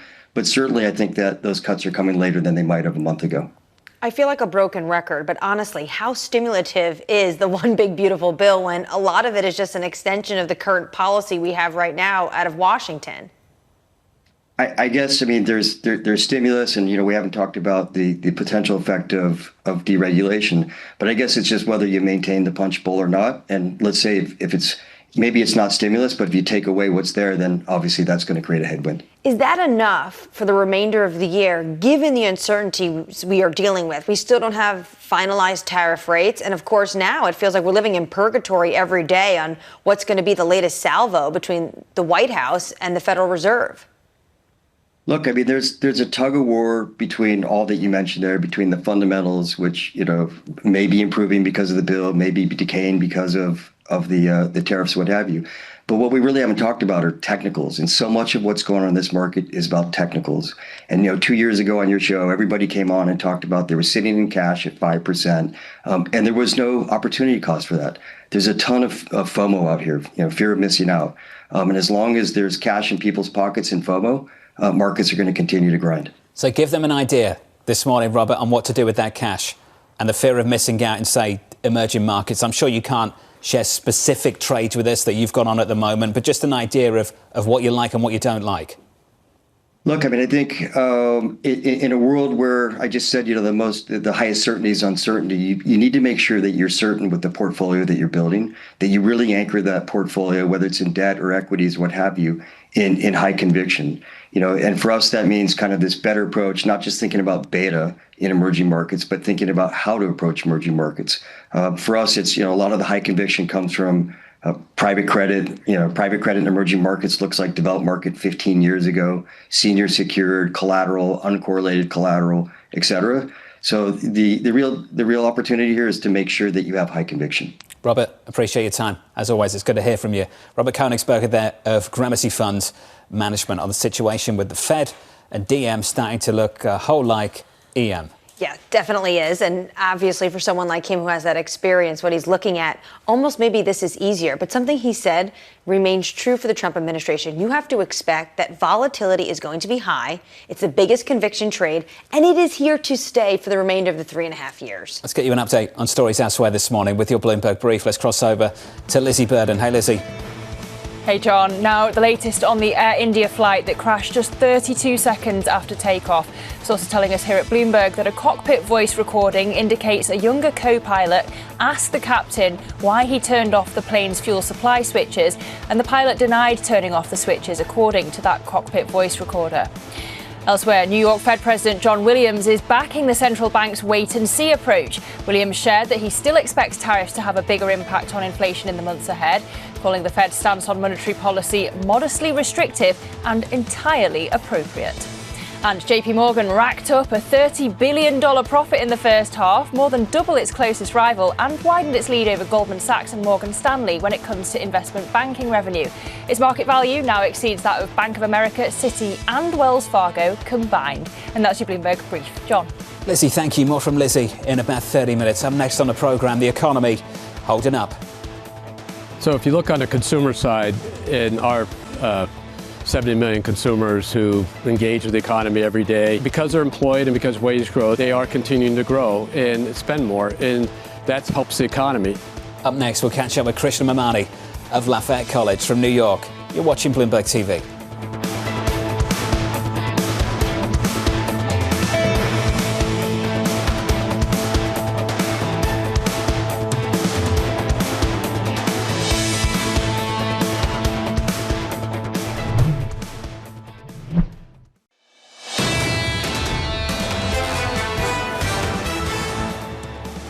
Equity futures on the S&P down here by 0.1%. Your scores so far this Thursday morning, pretty mild, the move lower. On the Nasdaq, totally unchanged. On the Russell, the small caps down by 0.5. Under surveillance this morning, the economy holding up. So if you look on the consumer side, in our 70 million consumers who engage with the economy every day, because they're employed and because wage growth, they are continuing to grow and spend more, and that helps the economy. They've got money in their accounts, they're employed, and the wage growth has been relatively strong, and so they're in pretty good shape. It's the latest this morning. Investors looking ahead to jobless claims and retail sales due out in just under an hour following mixed inflation data earlier this week. Krishna Memani of Lafayette College saying, whether I like it or not, markets are treating the current environment as almost Goldilocks. Krishna joins us now for more. Krishna, good morning. Morning, how are you? Do you like it? Well, so, if you kind of think about it, the underlying economy, as Brian Moynihan was talking about, remains relatively strong. I would have expected it to weaken some, but there's no sign whatsoever on that front. So as long as that is together in place and, with the tariff drama kind of fading a little bit, and with all the machinations on the Fed side, markets anticipating rate cuts next year, if not in the near term, I think that's a good mixture. And in a way, it's a good mixture, and if we combine with the current valuations, it's basically redoing 21, 22. So, we will have a speculative rally, and kind of there's no point sitting that out. But at the same time, recognize that it may not last for as long as you may think. 2021, 2022. Yes. The boom and the bust. Yes. Led by tech? Well, so if there is going to be a bust, it cannot be without tech, because that's where most of the oomph is. So I think if that's the thesis you play with, I think that will include tech in it for sure. Now, given what you're saying, that's not necessarily a reason to sit this out. No, in absolutely fact, it might not be an argument to stay in it. Absolutely. I think, again, given all the uncertainties that we had beginning of the year, it was worthwhile sitting it out. But now that is out of the realm, I think sitting it out would really be bad investing in a way. Until when? Well, until either the economy starts slowing down or the policy uncertainty kind of comes together in one cohesive way, and you see fall off in investments and things like that. Let's talk about the price action this week, and forgive me for making this really small and just about this week. We always say on this program, it's something people think about on Wall Street. You can learn something from the data and how the market responds to it. This week's data is the earnings. Earnings from the banks, pretty powerful, very good. Bank stocks are down on the week. What's the signal that you take from that? Well, so, again, bank stocks had done, extraordinarily well. Precisely. Huge rally. Exactly. 40% move. Exactly. So I think that was in anticipation of higher earnings because of the market volatility. So I think this is a little bit of, buy the story, sell the news kind of the thing. Begs the question, though, Krishna, whether we need a step up in the macro, the backdrop, whether you need to see a new tailwind, a fresh tailwind for earnings, what it is you need to get this equity market to take another leg higher. Well, so I think the outlook for earnings is decent, but it is not spectacular. The outlook for economy is decent, but not spectacular. If anything, the turn is probably going to be lower rather than higher. So I don't think those are really the tailwinds for the market. The tailwinds for the market is basically the speculative frenzy that is going on right now. If you look at the underlying stocks, so the things that are doing well are things that are really kind of bubble related in some fashion, tech bubble related. And that's what, it's kind of very difficult to unwind all of that in a hurry. That's really the driver of the market. I want to ask you about policy, because you say we're almost in an environment of Goldilocks. At the same time, we're in the middle of trade wars, and the President of the United States was threatening to fire the Fed chair.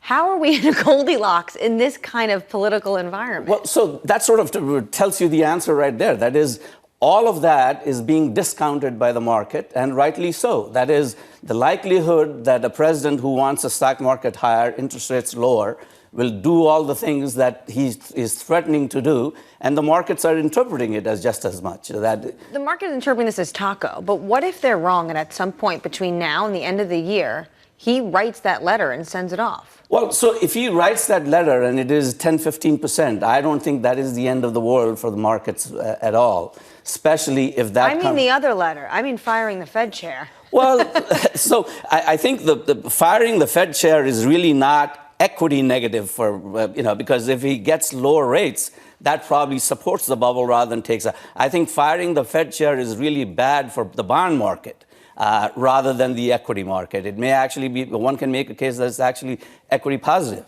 Are you more comfortable in stocks right now versus bonds? Yes, I want to buy bonds because at 4.5 level or close to it, it's a really good buy from the long-term perspective, but not in the current environment, though. What is stopping you? Just the uncertainty, the political uncertainty. That is, the direction of the Fed is not ideal for bonds or the dollar. When you say the direction of the Fed, the direction of the political pressure on the Fed, or the direction of what the Fed is doing? Well, what the Fed is doing today is somewhat less relevant than what the Fed is likely to do in 2026. And that's what the market is kind of looking at. That is, right now we talk about firing Jerome Powell and all that stuff, but at the end of the day, that's really a 6-9 month transition period. It's really what is going to happen in the follow over the next 2-3 years. That's what the markets are looking at. The market's looking for 100 basis points in 26. Yes. Would you fade that? Well, no, but I think if the political appointment is what is being speculated in the market, we'll get that and some.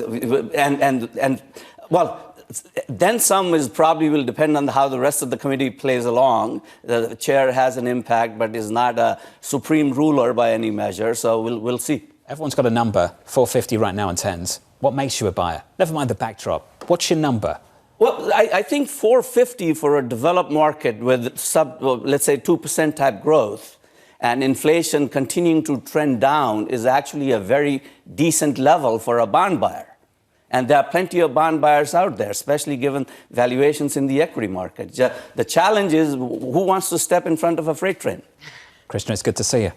Good seeing you as well. Thank you, sir. Krishna Memani there of Lafayette College. The freight train being the president or the bond market? Bit of both right now, I imagine. All right, the 10-year 450, the 30-year just north of 5%, closing at that level for a second consecutive session. Up next on the programme, fantastic lineup for you. Jim DeMare of Bank of America, Chuck Grom of Gordon Haskett, Francis Donald of RBC, and the United Airlines CEO, Scott Kirby, on an industry that's bouncing back. Equity futures right now in the S&P 500 negative by 0.1%. We talked about that bond market. 450 is a good level to buy. Krishna just doesn't want to buy it. From New York, this is Bloomberg.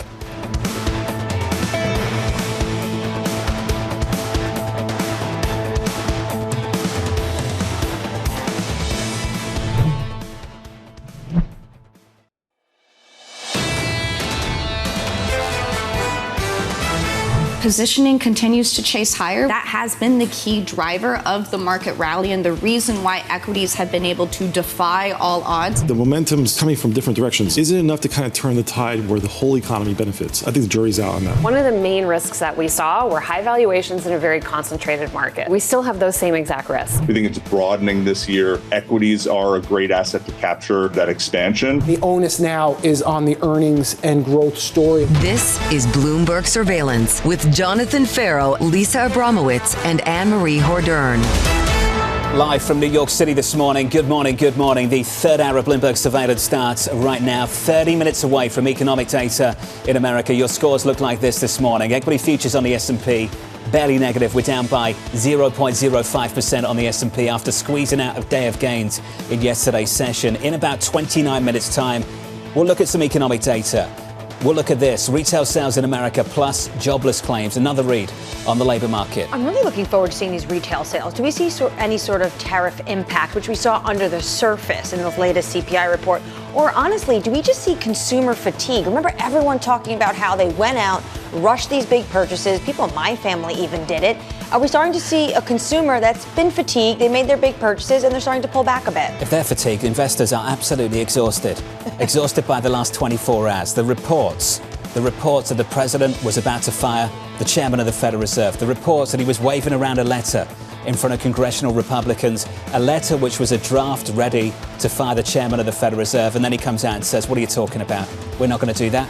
Right to my face. He said, I know I didn't sign a letter, I didn't write a letter, but I did talk to congressional Republicans about a, quote, concept of firing Fed Chair Jay Powell. He said they were for it, but he's a bit more conservative than they are. You saw a lot of tweets as well, even from a Congress member saying, I have from a very good source that the Fed chair is going to get fired, which is why everyone thought a lot of this was credible. Although to your point all morning, Jonathan, the market just got a little taste. They didn't really think this was full credibility. They thought this was potentially a Trump put or taco trial balloon testing what potentially could happen. Yesterday afternoon, the price action was tame. If you believe that's what it's going to look like, that's what it's going to look like if the chairman of the Federal Reserve is fired.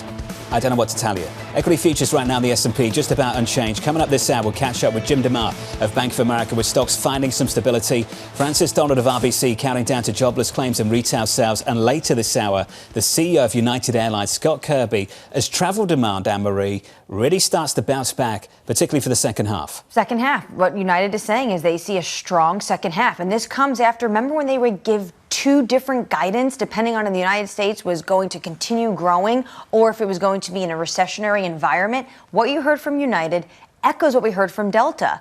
They think the uncertainty is behind us and it is clear skies straight away. A lot of people have just moved on. We begin this hour with stock steady as investors digest uncertainty around Fed Chair Jay Powell's future. Jim DeMare of Bank of America writing, volatility has whipsawed global markets. That's been good for the markets businesses at Bank of America. Jim joins us now for more. Jim, good morning. Good morning. It's good to see you. Great to see you. It's great to catch up. Masses of volatility. Yes. You can have the good kind and the bad kind. Why was this the good kind? You know, we like to think about everything in terms of channels. You know, when there are channels of price action, channels of volatility, those tend to be better opportunities for investors to put money to work.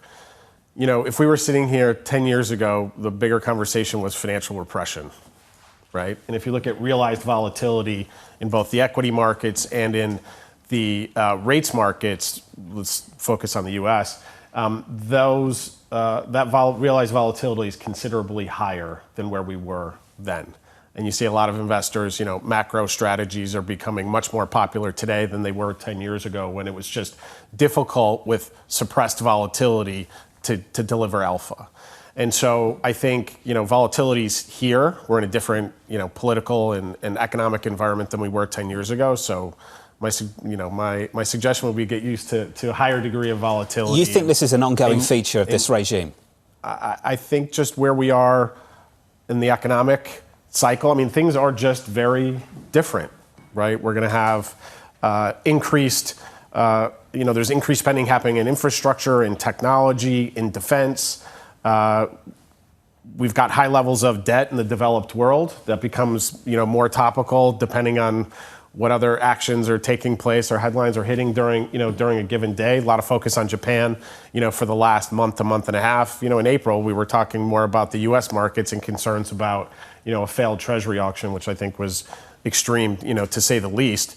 But, you know, in the end, some of these larger structural issues remain. And I think we'll go through periods of, yes, there's obviously concern about, you know, Fed independence and what could happen there.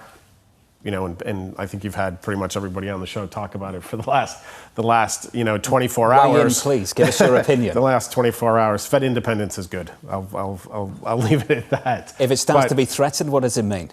I think people are going to wait to see what happens. I don't think anybody's going to be is going to exit the markets on concerns that is a certainty. I think with many things that have transpired over the last 90 days, there's a test period. You know, theories are tested in the markets. Markets respond. That information is filtered back into the decisioning process, and we're going to continue.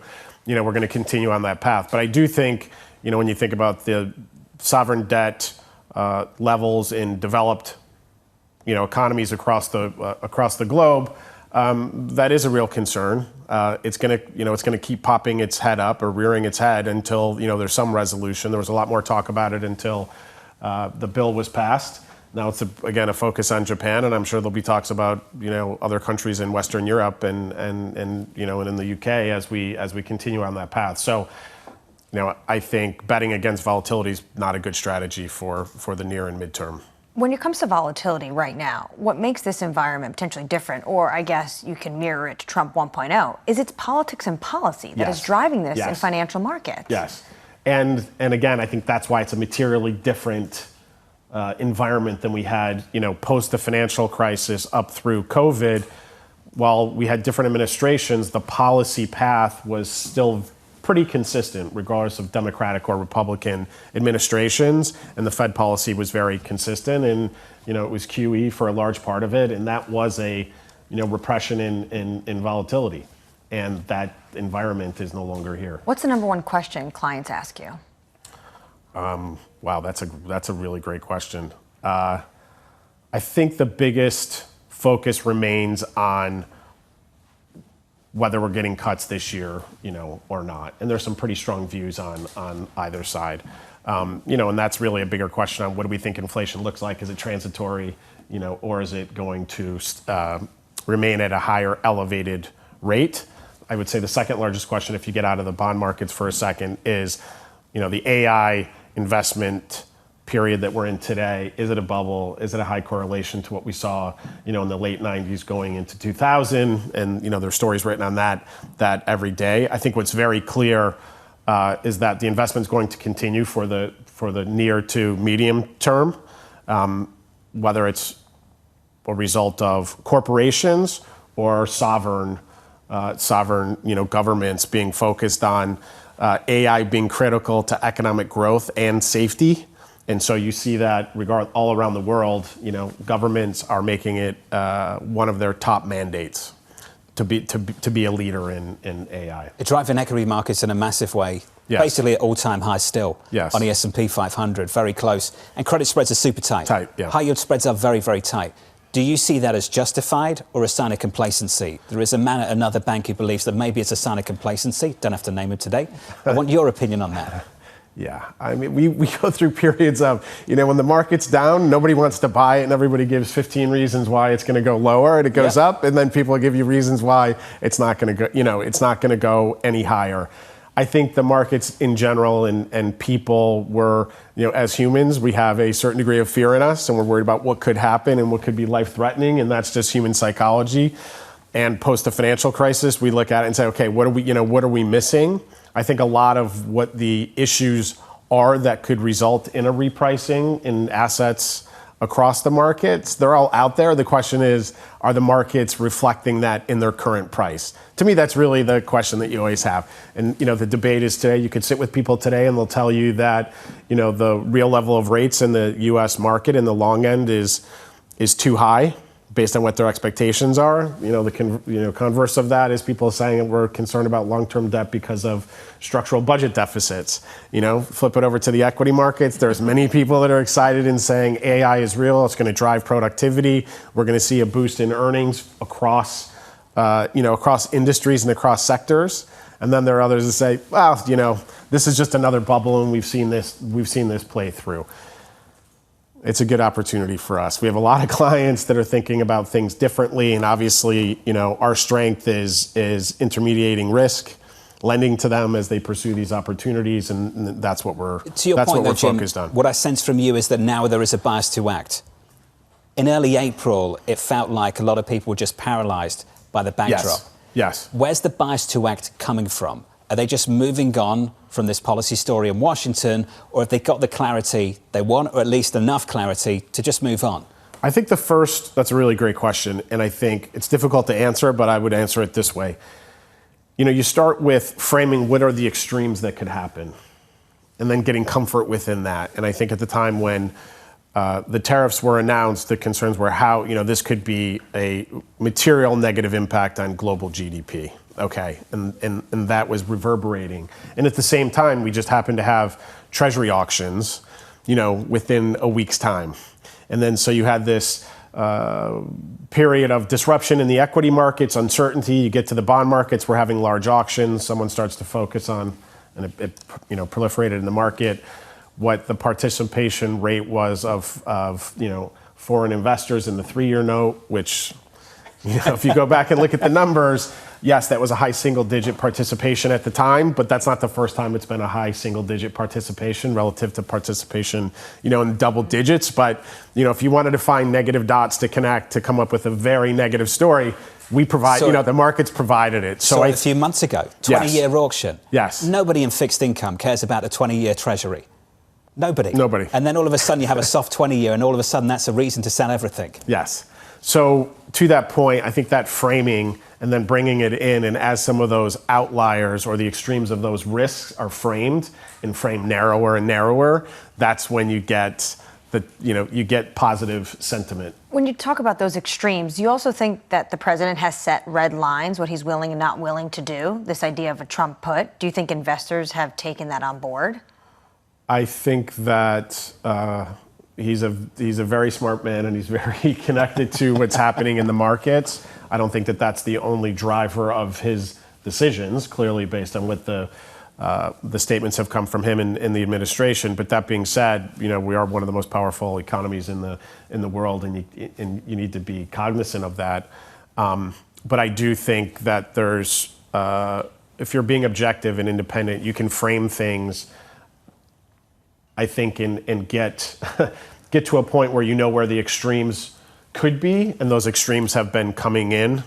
And I think that's giving people more comfort to make some of these decisions. I mean, sector trends that are happening in equities, the investments happening, it's happening with people that have the capital to make the investments. It's clear that the need is there. Now, whether it's going to result in the productivity or cost saves, that's going to take, more 2, 3, 4 years to see that. So I think for that sector, but then you have an energy investment that's happening, defense, which is, globally that's becoming a thing. So I think if you look at those sectors in the equity markets, people feel comfortable that there are strong fundamentals and technicals, and it gives them the kind of strength and optimism to carry on. I think the bond markets are going to keep, the volatility up, and Brian mentioned it, yesterday.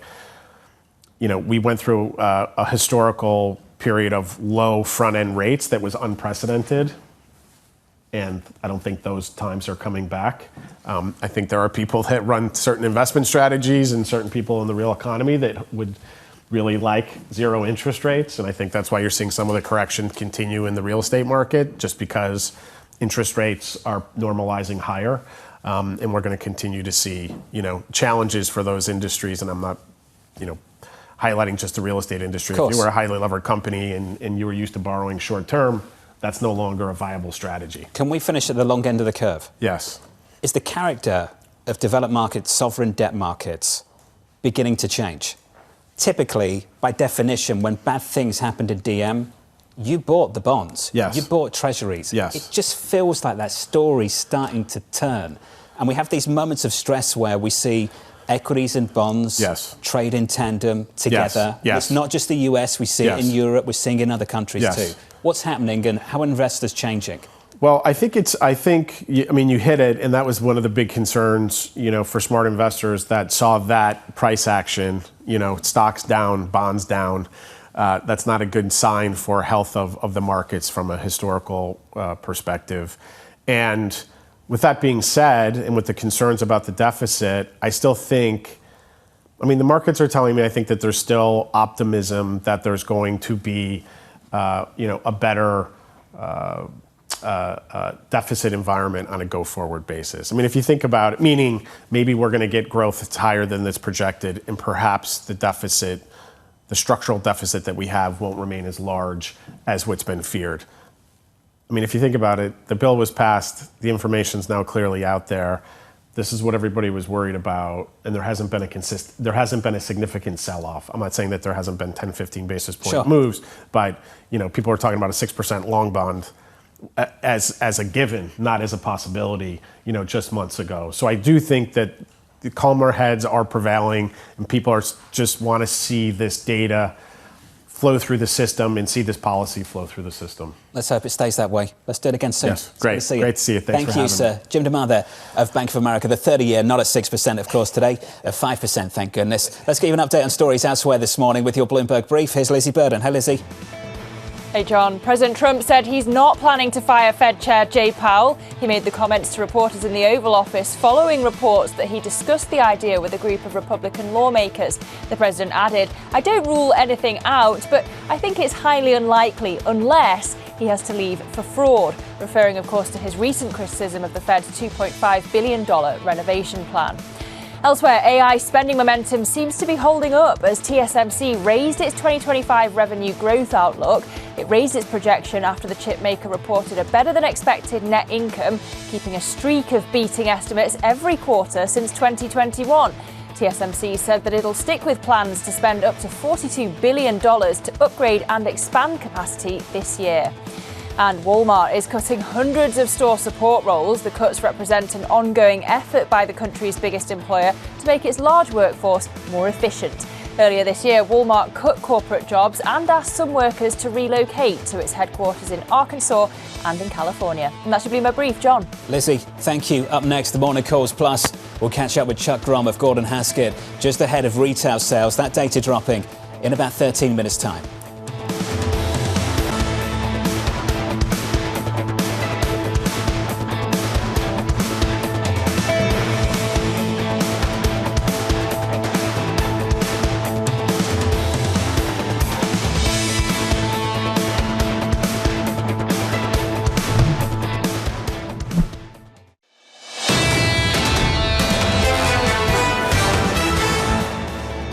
This is a quarter of risk for where the tariffs will start to hit, but the market's already thinking about this as a temporary impact. I'm hoping we get a pullback to some degree. This is what the beginning of a new bull market looks like, right? It's just explosive. It doesn't let people in, right? The rate of change is accelerating beyond what you expected.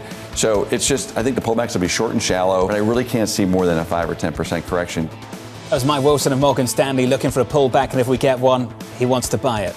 Got a small pullback this morning, not even 0.1% on the S&P, unchanged on the Nasdaq 100. That's the price action. Let's get you some morning calls. First up, Scotiabank initiating a sector outperform rating on Oracle, seeing it as a top AI infrastructure provider. That stock is up by 0.7%. HSBC starting with a street low price target of 32 on CoreWeave, expecting weak cash flow. And finally, Jefferies cutting Starbucks to underperform, saying the valuation is unwarranted and seeing a same-store sales slump in the third quarter. Let's stick with the consumer. Retail sales just moments away. 8:30 Eastern Time. Joining us now is Chuck Grom of Gordon Haskett. Chuck, welcome to the program. It's good to catch up as always. Looking ahead to retail sales, I just want to understand from your standpoint, looking at the various companies that fall under your coverage, what's doing well right now and what's struggling? Yeah, well, you were just talking about rates with your prior guest, and we think the home improvement space is still struggling. You know, there's not been a lot of activity given where interest rates are, and big ticket spending is under a lot of duress right now. So I think home improvement has been soft into the second quarter. We'll get some color on June sales, like you said, in about 10 minutes. I think conversely, the spaces or verticals that have been doing better are really anything with value. So warehouse clubs have been doing better. Costco, BJ's, the dollar stores have started to improve after a couple of years of being under a lot of duress. So DG, Five Below, Ollie's are all doing better. And then we think companies like Walmart are significantly outperforming Target. So anything with value, we could probably throw an off price there too, are doing better. And like I said, home improvement softer right now. Chuck, do you see an impact of tariffs just yet? Great question. No. Not yet, but we think we're close.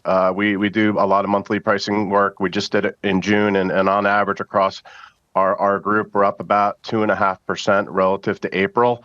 But all the companies we've talked to over the past week think we're going to start to see price increases in about 4 weeks. So right in the thick of back to school is when we're expecting it, and we're expecting to see it throughout the balance of the year. So right now, no, and I think that's why consumers have been holding in. It'll be very interesting to see how we see elasticity in the coming months when prices start to go higher. When you talk to these businesses and they think that there will be some sort of tariff effect coming down the pipeline, how is it spread across the supply chain? It's generally like a third of the suppliers are absorbing it. A third, the companies are finding ways to absorb it either through cost cuts or other measures. And then we think about a third will get passed on to the consumer as of right now. How difficult is it going to be potentially to read this retail sales report? Because there's tons of stories and data about the fact that people were hoarding ahead of the tariffs to want to get ahead of it. Now we're going to the second half of the year. Do you think consumers are just fatigued at this moment?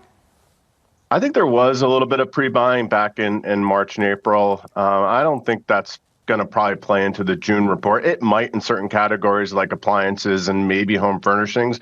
So to your point, you can't really read into pops in those certain verticals. I think we'll see that a better read probably in August and September on really the true health of the consumer. If you think about June and July for retail, it's kind of like January. They're not very important months. You really don't want to read too much into it.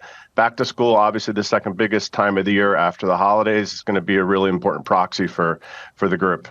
And just coming back to tariffs, the president's talking about that he's going to have 10 to 15% rate on 150 countries. He's actively engaged on the biggest trading partners. How important is it for those businesses you talk to that he finalizes rates so they could plan for the remainder of the year in 2026? Yeah, we were talking with Walmart earlier in the week, and they're talking about how every day they got to go back to the drawing board on what they're going to price and how they're going to execute.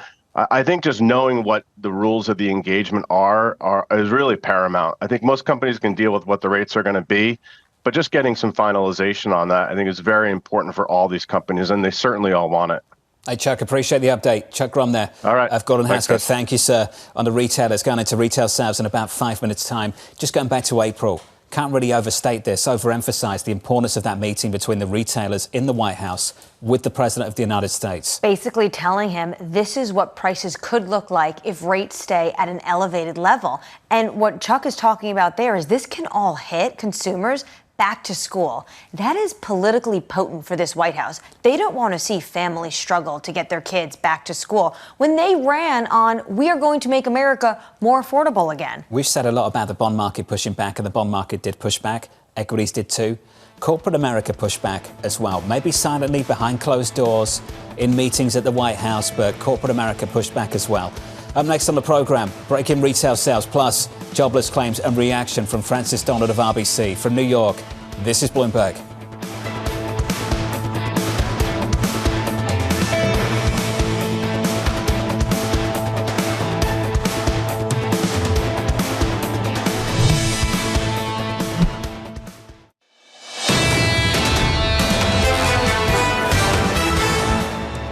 Economic data just moments away. We're waiting for retail sales and jobless claims. The scores going into that look like this. Equity futures on the S&P 500 unchanged, on the Nasdaq positive by 0.1% in the bond market.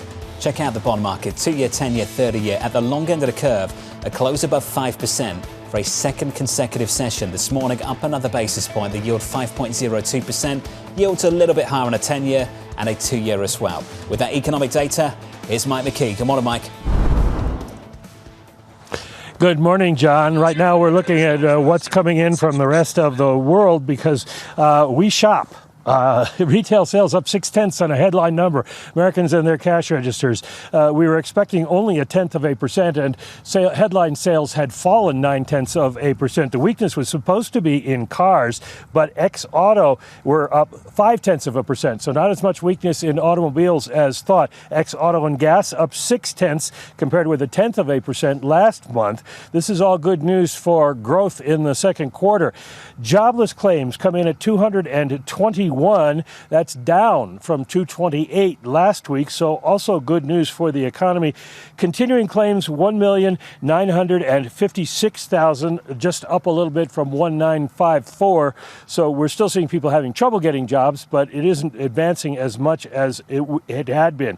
The Philadelphia Fed jumps 15.9 from -4. I'll check in a moment on the prices paid there. And import prices come in up just 0.1%.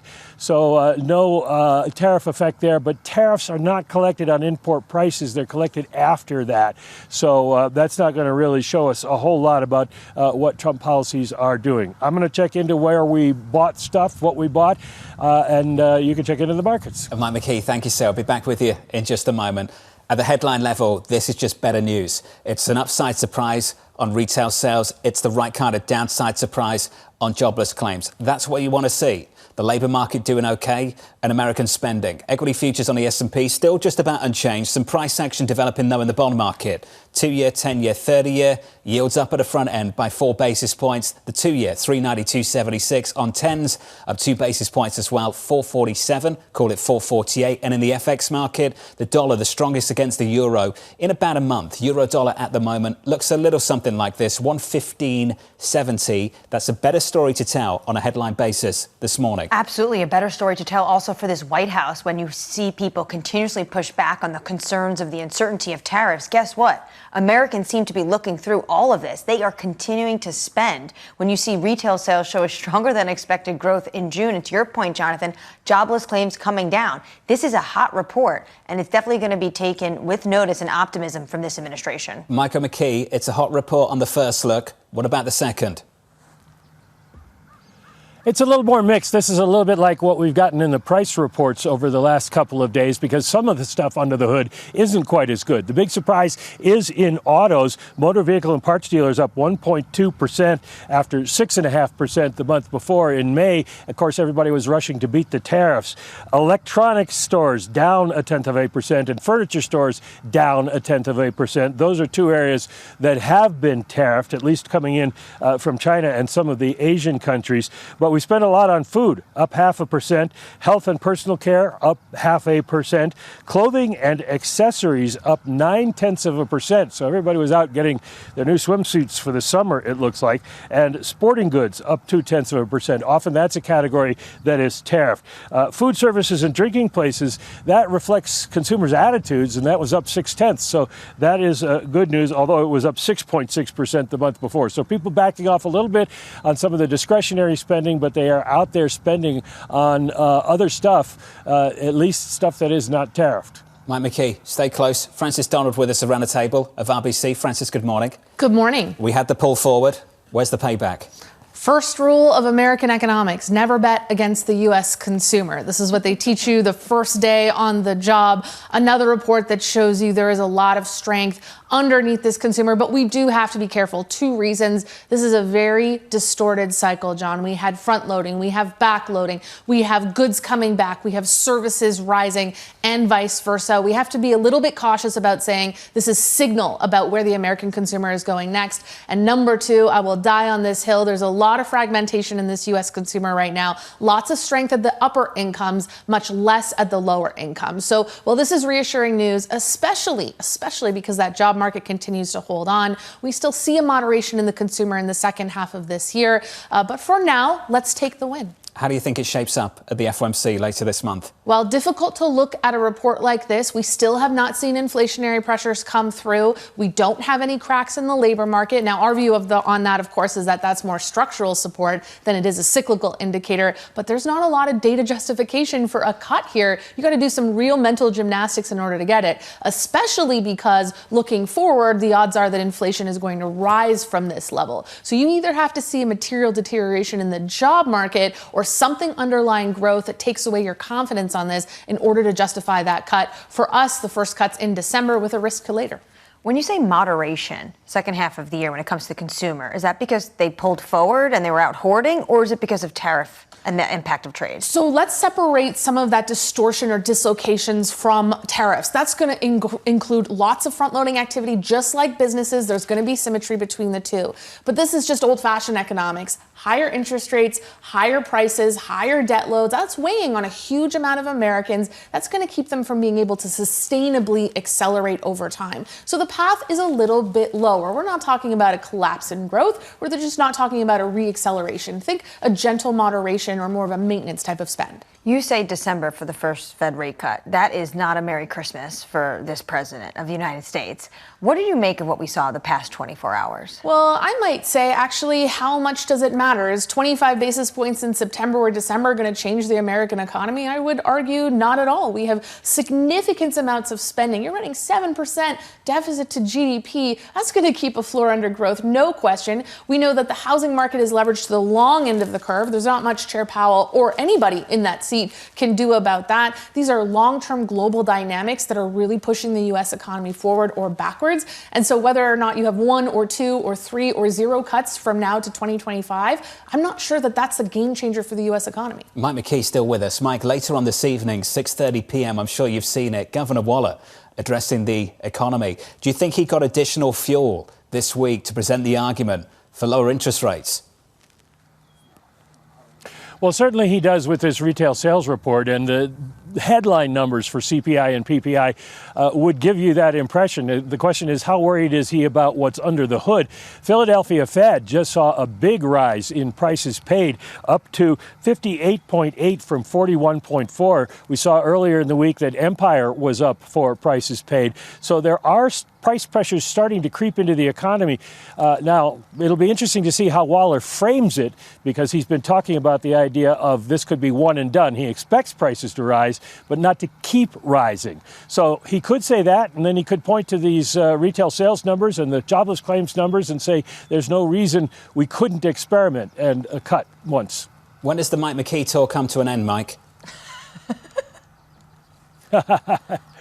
We come to an end tomorrow. Today we have Mary Daly from the San Francisco Fed. We'll get her reaction to all of these numbers at 12:45 Eastern Time, and we'll see what she has to say about whether or not July could be realistic. Remember, 12 voters, and Chris Waller and Nikki Bowman are only 2 of them. Mike McKee, thank you, sir. Looking forward to that conversation with Mary Daly, the San Francisco Fed president, later on this afternoon at 12:45 Eastern Time. Francis, just a final word on this Federal Reserve. We've had a few people come on the programme today and make the argument that this political pressure is going to make it harder for the Fed to cut, not easier. Do you agree with that? I think the hardest thing that's keeping the Fed from cutting is going to be inflation statistics in the second half of the year, and that is going to trump any political pressure that comes through. Maybe I'm old school, but at the end of the day, the data is going to be pretty clear that this is a tough cut until at least year end, and that's going to overwhelm, I think, the Fed's thinking on this. And base case is inflation keeps firming from here. We have inflation firming into year end, and that's a range of factors. It's not just tariffs, it's support under services. It's that OER calculation that's likely going to rise into year end. I don't even need tariffs in order to tell you that inflation is still going to be too hot for comfort heading into the end of this year. Francis, appreciate it. Thanks for having me. It's good to see you. Thank you very much for being here. Francis Donald there of RBC on the tension with the Federal Reserve and the President, and based on Francis's forecast, that tension's only going to build into year end. And it's going to get worse. That's not going to be a Merry Christmas for the President if Francis is talking about the fact that we are not going to get a cut until December. Remember, people are talking about September, and we are only right now in July, and we've had reports that he is considering firing the Fed chair, and every single day this is going to be maybe more disruptive for some people or opportunities for others. If you are just joining us, some better news this morning on the data front. The economic data looks like this. Upside surprise on retail sales, the right kind of downside surprise on jobless claims. With an update on stories elsewhere, here's your Bloomberg Brief with Lizzie Burden. Hey, Lizzie. Hey, John. A recap of that latest US economic data. Consumer strength continuing in June, with retail sales coming in well above estimates, rising 0.6% versus expectations of just 0.1%. Similar positive news, as you say, in the labour market, with weekly jobless claims coming in at 221,000 and marking a 5th straight week of declines. Elsewhere, Uber is teaming up with EV maker Lucid and self-driving startup Neuro to launch a robo-taxi fleet in an unidentified major US city by the end of 2026. Mysterious. Uber will purchase and operate Lucid Gravity SUVs equipped with Neuro's technology, and the deal is Uber's latest effort to become the go-to app for robo-taxis. And in sports, the first round of the Open Championship is underway at Royal Portrush, Northern Ireland. Denmark's Jakob Skov Olsen and China's Hao Tong Li are tied for the early lead at 4 under. Xander Schauffele is looking to defend his title, while Scottie Scheffler and Rory McIlroy enter play as numbers 1 and 2 in the world and winners of the year's first 3 majors. And that should be my brief, John. Don't know if Mrs. Ferro knows this, but that's the weekend set. That's what it looks like. OK? Lizzie, thanks for this morning. Appreciate it. Up next, we'll set you up for the day ahead. Plus, United Airlines CEO Scott Kirby as travel demand rebounds. Sitting down with Lisa in just a moment.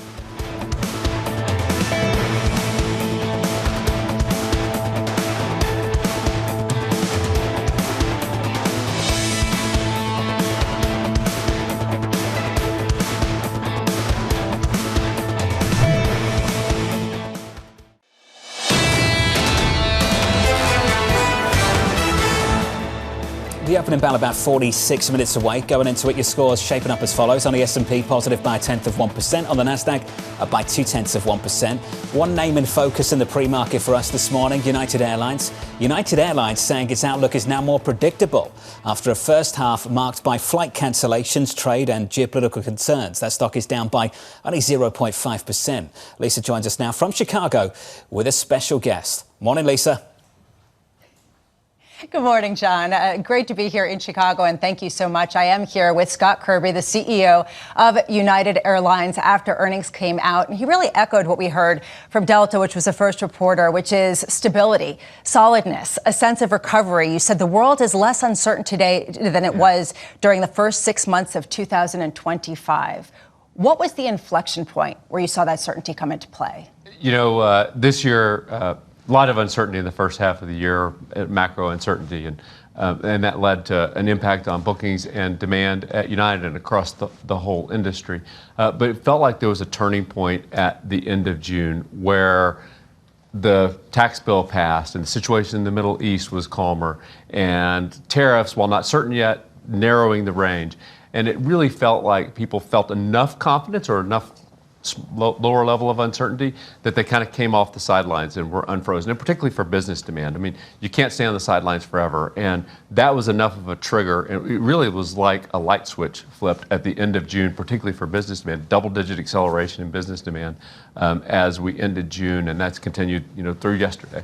We've talked a lot about the K-shaped recovery and the idea that high-end consumers have really been driving the economy. Corporations kind of dropped off with business travel. As you said, they picked back up. What about the rest of the travelers, the main cabin? How much have they rebounded back to where they would have been had there not been some of the headline volatility? So if you sort of separate into those three pieces, business demand dropped off at the start of the year.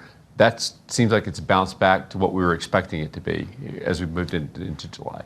Premium and higher end leisure sort of stayed consistent throughout. It never really dropped off. And the biggest impact for the consumer was in low end leisure. And that's come back some in July, but not as much. I'd say that's sort of 50% recovered to what we were expecting at the start of the year. So business back to mostly a full recovery, and low end leisure kind of 50% recover. Premium leisure never fell off. We've seen sort of one entrant into the CPI report. The idea of inflation has been airline tickets prices have been coming down.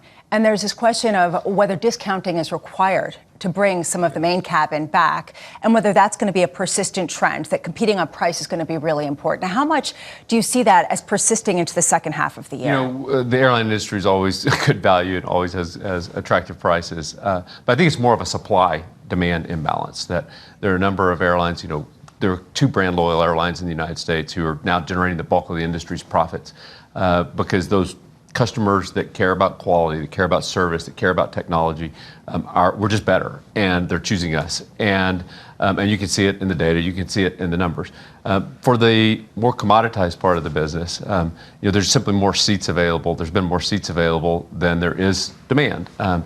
But encouragingly, there's a big change coming in mid-August. While we've talked about demand, and I see an inflection in demand, there's also an inflection coming in supply. As by the time we get to mid-August, there are a lot of seats. Same thing happened last year. A lot of seats coming out of the industry, particularly from the low-end carriers who've been struggling. Those seats are coming out. So my guess is that's going to lead to a firmer pricing environment as we move into mid-August and beyond. Actually, we can already see that in our numbers for later in the year. Are you expected to take any capacity out?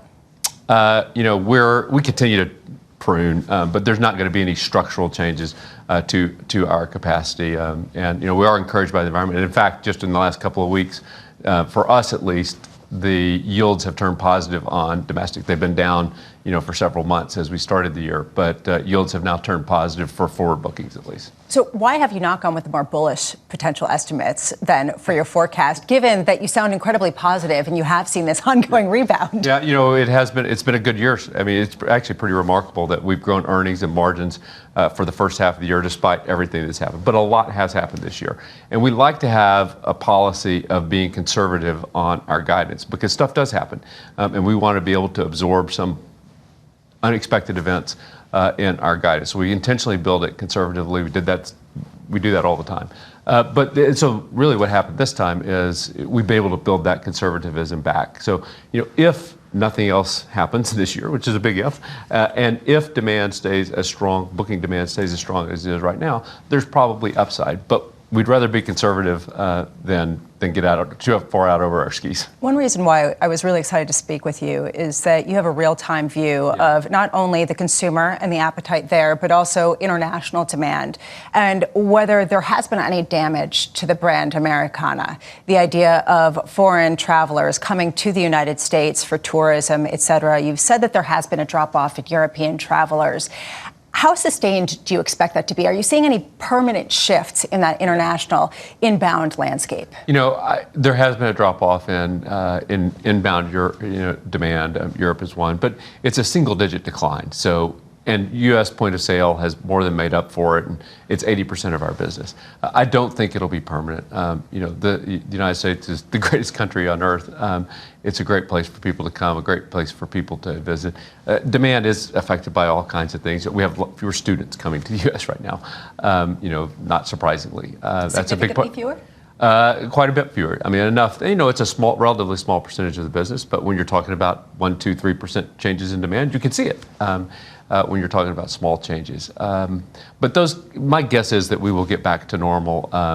And people's desire to travel, see the world, whether you're an American or a European or a Canadian, is strong. This is a great place to visit, and my guess is it'll get back to normal. And if you're a senior and you're applying to colleges right now in the U.S., you probably are in pretty good shape. That's all I can say. There's also a question about the further uncertainty, and tariffs are almost a certainty at this point. How do you expect to absorb them? Are you planning or do you have a base case for whether you'll increase prices or whether it will just hit margins more significantly? For United, we're fortunate that most of our aircraft come from Boeing, so here in the U.S., and even the Airbus deliveries we have are mostly produced here in the United States. So tariffs don't have as big of a direct impact on us as they do perhaps on our competitors. The bigger issue for us is the impact that it has on the macroeconomy. And, I feel really good. You were right earlier. You said we have a real-time indication of the economy. We're a very good real-time indicator of what's going on with the economy. Not always advanced, but good real-time. And it really does feel like something changed at the end of the June. The level of confidence, at least less uncertainty. People are moving forward. And I think on tariffs, there's a narrower range of outcomes. Like probably not going to be 145% on China. There's a narrower range of outcomes. And people have had 6 months to sort of figure out how to deal with it and have some contingency planning. Whatever the reasons are, it does feel like there's more certainty. With Boeing, do you expect the deliveries to be on time? Or do you expect there to be more competition with all the other countries that are making deals to buy Boeing planes? That'll be an interesting point of what happens with tariffs. My guess is aviation ultimately will wind up excluded. It's the one industry, U.S. exports 6 times more aviation products than we import. So we have a big trade surplus on that side. So my guess is those will wind up excluded. But Boeing, is back on track. Narrow bodies are actually ahead of schedule for us. Wide bodies are still behind. I think that's less a Boeing issue, probably more an engine issue and the supply chain for engines. I think that's a longer term, multi-year challenge to get the wide body back on track. But Boeing seems to have turned the corner on production. I just want to finish on Newark and whether Newark's turned the corner. I do know that we could go for an hour about the delays and some of the drama around that airport. You guys have a huge presence there. You have made this partnership with JetBlue and moved to JFK. Do you expect to expand more in the tri-state area to try to diversify your presence away from Newark? Well, first, I'm really pleased with what Secretary Duffy and the Department of Transportation and FAA have done at Newark. My entire career here at United have been trying to get Newark on an equal footing with LaGuardia and JFK. That's essentially putting slot controls. Have the number of flights at the airport equal to the capacity of the airport. And we've finally done that. And you can already see the results. In June, Newark was the most reliable of the 3 New York area airports. And the future looks really good. So we feel really good about Newark, and it's a crown jewel, and we're going to grow it. And it's always going to be a crown jewel for United. But from the first day I got here to United, I wanted us to get back into JFK. Our goal is to be the premier flag carrier of the United States, and we need to be in JFK to do that. So the JetBlue partnership is a great way for us to have a partner who has the same sort of culture on DNA for customers to get back, and have a presence on both sides of the river. Scott Kirby, thank you so much for taking the time today. That was Scott Kirby. John, I'm going to send it back to you from the United headquarters in Chicago. Hey, Bramo, thank you. Looking forward to having you back in the studio and hopefully flying United and On-time flights, right? Yeah, That's what we want to exactly. see. Bramwell back in a seat tomorrow morning. A bias to act. Consumer re-engaging, business spending recovering. The message from Scott Kirby there. A big message from United Airlines. Huge message. And they see basically upside to earnings target. And they say their goal right now is conservative. Two things I really took away from that. One, I've never heard Newark and Crown Jewel in the same sentence. Make Newark great again. It seems like they are doubling down, excited to see potentially some of the issues there behind them. Now a range of outcomes when it comes to tariffs. They really feel like they are turning a corner when it comes to the trade story. They say you've had 6 months, you've had contingency planning, and they even view what we are seeing right now, which is the fact that we are still waiting on tariff rates. They say that right now they have more certainty. This market has turned a corner. Your equity market positive by 0.2% on the S&P 500 and very close to all-time highs. The opening bell about 35 minutes away. Coming up through the week at 4 p.m. Eastern Time, you'll hear from the President signing another round of executive orders after the closing bell. Earnings from Netflix. Friday, UMich sentiment. Sneak peek of next week. Fed Chair Jay Powell on Tuesday speaking at the FOMC's regulatory conference on Wednesday. More results from Tesla and Alphabet on Thursday. Intel and American Airlines. Coming up tomorrow, here's the lineup. Peter Oppenheimer of Goldman Sachs, Sarah Malik of Nuveen, Jack Caffrey of JP Morgan Asset Management, and Sarah House of Wells Fargo. From New York City this morning, good morning to you all. Thank you for choosing Bloomberg TV. This was Bloomberg Surveillance.